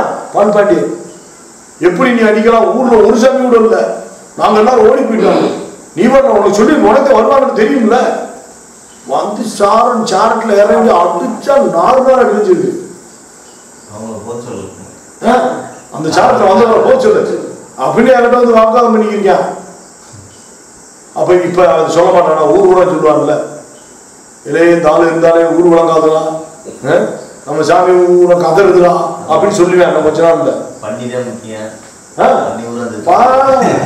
கடைசியில குடி விடுவாங்க, அந்த குடியாருந்தே முக்கியம். எப்படி அந்த ஊர்ல குடியாரங்க தானே அவங்க சாமிக்கு ஆதரவு, நம்ம ஒரு நாள் தானே அந்த ஊர்ல ஒருத்தர் உட்காந்து இருக்க, நம்மள நினைச்சுவாங்க இங்க வந்துதான ஊரே நம்மளுக்கு ஒரு நஷ்டமும் இல்லை. நம்ம சம்பாதிக்க நினைச்சா தானே நஷ்டம். சேர்த்து வைக்கணும்னா தானே நஷ்டம். நம்மளுக்கு எதை பத்தியும் கவலை இல்லைல்ல. என்ன எதுக்கு நஷ்டம்? சாப்பாடு வேலைக்காரன் என்ன வேலைக்காரன் ஆகிறது பார்த்துருவான்ட்டாரு. நம்மளுக்கு என்ன கவலை? கஞ்சி குடிச்சா போதும், அவ்வளவுதான் நம்ம மனசு. சாப்பிட்டா போது சேர்த்து வைக்கணும்னா தானே நஷ்டம். மழை வெயிலா அப்படி இல்லை இப்படியா அப்படியா இதெல்லாம் எதிர்பார்ப்பு. இந்த வீட்டுல மோட்டர் போட்டா 5 நிமிஷம் தண்ணி வச்சிருக்கு டேங்க்கு. 5 நிமிஷம் தான். இப்ப போட்டுட்டு உட்காந்துக்கே இருக்கேன். இல்லாட்டி ஆளா பெரிய அந்த ரொம்ப நிறைஞ்சு போயிடுறேன். இந்த வீட்டுல நான் இருக்கேன். 5 நிமிஷம் தான். இப்ப கூட உங்களுக்கு மோட்டர் போட்டு காட்டிருக்கேன். 5 நிமிஷம். நம்மளுக்கு என்ன கவலை? இன்னும் 10 வருஷம் கூட மழை. நம்மளுக்கு என்ன 10 நிமிஷம் வச்சு எனக்கு நேரம்.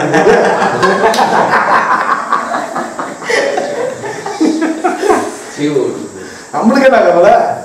இங்க ஊத்துருக்குல்ல, நம்மளுக்கு தாகம் கிடையாது. எதுவும் இந்த உலகத்துல வேணும் வேணும்ன்றது கிடையாது.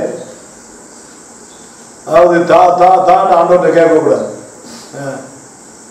இது வேணா அது வேணா நீங்க வேணும். அதான் சத்தியம். பிள்ளைய படிக்கணும்னா கவலை. ஏன் கவலை? நம்மளும் சரியா தானே படிக்கல. இப்போ பிள்ளைய அப்படித்தானே படிக்க. ஏதோ ஒழுங்கத்தை சொல்லி தரணும், சத்தியத்தை சொல்லி தரணும். அப்ப சத்தியத்தின்படி நம்ம நடந்துட்டோம்னா அவங்க நடக்கிறாங்களா இல்லையான்றது தெரிஞ்சு போயிடும். என்ன இன்னைக்கு ஒருத்தவங்க கேட்கிறாங்க, என் பிள்ளை என்னன்னு கேட்டா நீண்டு கூட சொல்லலையா. என்னடா ஏண்டா மகளே நீ இப்படி உம்முன்னு இருக்கிய, என்ன கவலை? பிள்ளை கவலைப்படக்கூடாதுன்னு. ஏய் ஆண்டவர் விட்டுறக்கூடாது, ஆண்டவரே அவனுக்கு எல்லாம்டா. சரிம்மா அப்படின்னு சொல்லணும்ல. என்ன நான் சொல்றது? பதிலே கிடையாது. அதுதான் கேட்ட அப்ப வெறி வரும்ல. அதுதான் கேட்ட இப்படியே பாடம் அடைஞ்சு பிள்ளைக்காக ஏசுகிறது விடுறீங்களா? அது நம்ம புத்திமே தான் சொல்ல முடியும். நல்லா இருக்கணும் நாசமா போனா அந்த கவலை கையில இருக்கு. லௌகீக கவலை எதுக்கு? லௌகீக கவலை அதாவது குடும்ப கவலை இருக்கக்கூடாதுன்றாரு. எதுக்கு குடும்ப கவலை? சாப்பாடு இருக்கு, வேலை பார்த்தா சம்பளம் வரப்போது, சாப்பிட போறாரு. மற்ற மாதிரி நோய் வராது, எந்த பிரச்சனையும் கிடையாது, நஷ்டம் போறாது. நம்மகிட்ட போய்கிட்டே இருக்க முடியாது. சோதனை குப்பாவே நீங்க காத்து கொடுக்க போனா எந்த நஷ்டத்தையும் பார்க்க போறாம காத்துங்கப்பா. அப்படித்தான். ஏன்னா நான் பாட்டில் ஓடிக்கே இருக்கிறேன் உங்க நாமத்தை சொல்லி. ஒரு வார்த்தை சொல்றல, சோதனைக்கு உட்படுத்தப்படாதபடியே நீ காத்து கொடுங்க. அதாவது சோதனைக்கு உட்படுத்தப்படாதபடினா சோதனை தோத்து போகாதபடி. சோதனை வர்றதெல்லாம் சகஜம்தான். ஆனாலும் அதுல நான் பிரச்சனை இல்லை, நான் கஷ்டப்பட கூடாதபடி. ஏன்னா நான் என் ஓட்ட விசுவாச ஓட்டத்தில் ஓடிக்கிருக்கேன். இந்த உலகமே வேணாம், ராம்பாட்டில் ஓடிக்கிறீங்க, நீ காத்து கொடுங்க. இன்னும் இந்த சத்தியத்தை தீவிரமாக்கினா கொலையே பண்ணுவாங்க. பொறுமி தர்றாங்க. டிவியில நம்ம திட்டுறதெல்லாம் எதுக்கு இப்படி பேசிக்கிட்டு சொன்னாலும் கேட்க மாட்டேன் மண்ணே அபிநாயி கிருவாரம்பணம் மண்ணுன்னு என்ன பிள்ளையாக விட்டிய. நாங்கள்லாம் ரோட்ல நடக்கணுமா வேணாமா? எவனு எங்களை மதிக்கணுமா வேணாமா? ஏன்டா ஏன்டா உங்க அண்ணன் இப்படி பேசி நாங்களும் ஊருக்குள்ள தலை காட்ட வேணாமா? நாங்களும் நல்லது கெட்டதுக்கு போக வேணாமா? அதே அந்த கரடி அடிச்சுவேன் ஒரு நாள், நீ கரடி அடிச்சுக்கி நாசமா போயிருவேன்ல, அதை கட்டிக்கான். அதாவது கத்தோடைய நாள் எப்படிப்பட்ட சிங்கத்துக்கு தப்பி கரடி அடிச்சுக்கணும். கரடி அடிச்சுக்கி கரடி உன்னை கிழிச்சு அடிச்சிருந்தோம்ல நினைச்சிருக்கேன். பாரு நீ காலையை கிழிச்சு கண்ணு உணவு எல்லாத்து வீட்டி காட்டுறாரு. அவன் போட கரெக்டா வரணுமா? உனக்கு முத்து பண்ணிட்டு வந்து கேட்டிருக்கான், ஏய் இது வருமா இவர் பேசுறது எனக்கு பிடிக்கலமா அப்படின்னு. என்ன நீ பேசினாரு அப்படின்னு நான் சொல்றேன், டே தைரியம் இருந்தா நேரம் போன் நம்பர் இருக்கடா, போன் காட்டியா அப்படின்னு முத்து பண்ணி சிரிப்பு தாங்க எனக்கு பாரு டிவியில பேசுறா.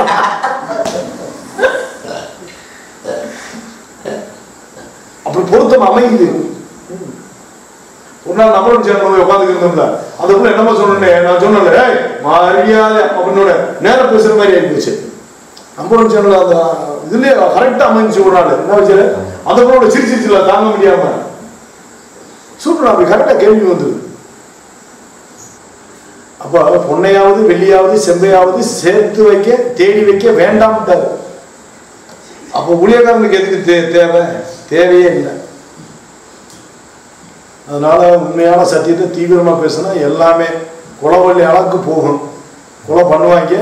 உலகம் போக உங்களை பாய்த்து தின்றான், என்னை பாய்த்து தின்றானாலும் உங்களையும் பாய்க்க. இன்னைக்கு எந்த ஊழியக்காரனும் பாய்க்கிற அளவுக்கு இல்லப்பா. இந்துக்கள் வீட்லையும் சாப்பிட்றியா, முஸ்லீம் வீட்லையும் சாப்பிட்றியா, கிறிஸ்டியன் வீட்லையும் சாப்பிட்றியா, இனிக்க பேசுறேன். எப்படி அது வேற எம்மாவும் சம்மாவும் அங்கே சாப்பிட்டுக்கலாம்ல. அதான் எல்லாருமே சாப்பிடாங்க. அன்னைக்கு விநாயகர் போய் தேங்காய் வாழைப்பழம் வாங்கி தின்னு போயிட்டாங்க ஃபாஸ்ட்டு. இப்போ பார்த்துக்கிங்க. சரி, கொஞ்ச நேரம் என்ன செய்யணும்? ஏசி மிச்சத்தில் 100 நாளைக்கு பார்ப்போம்.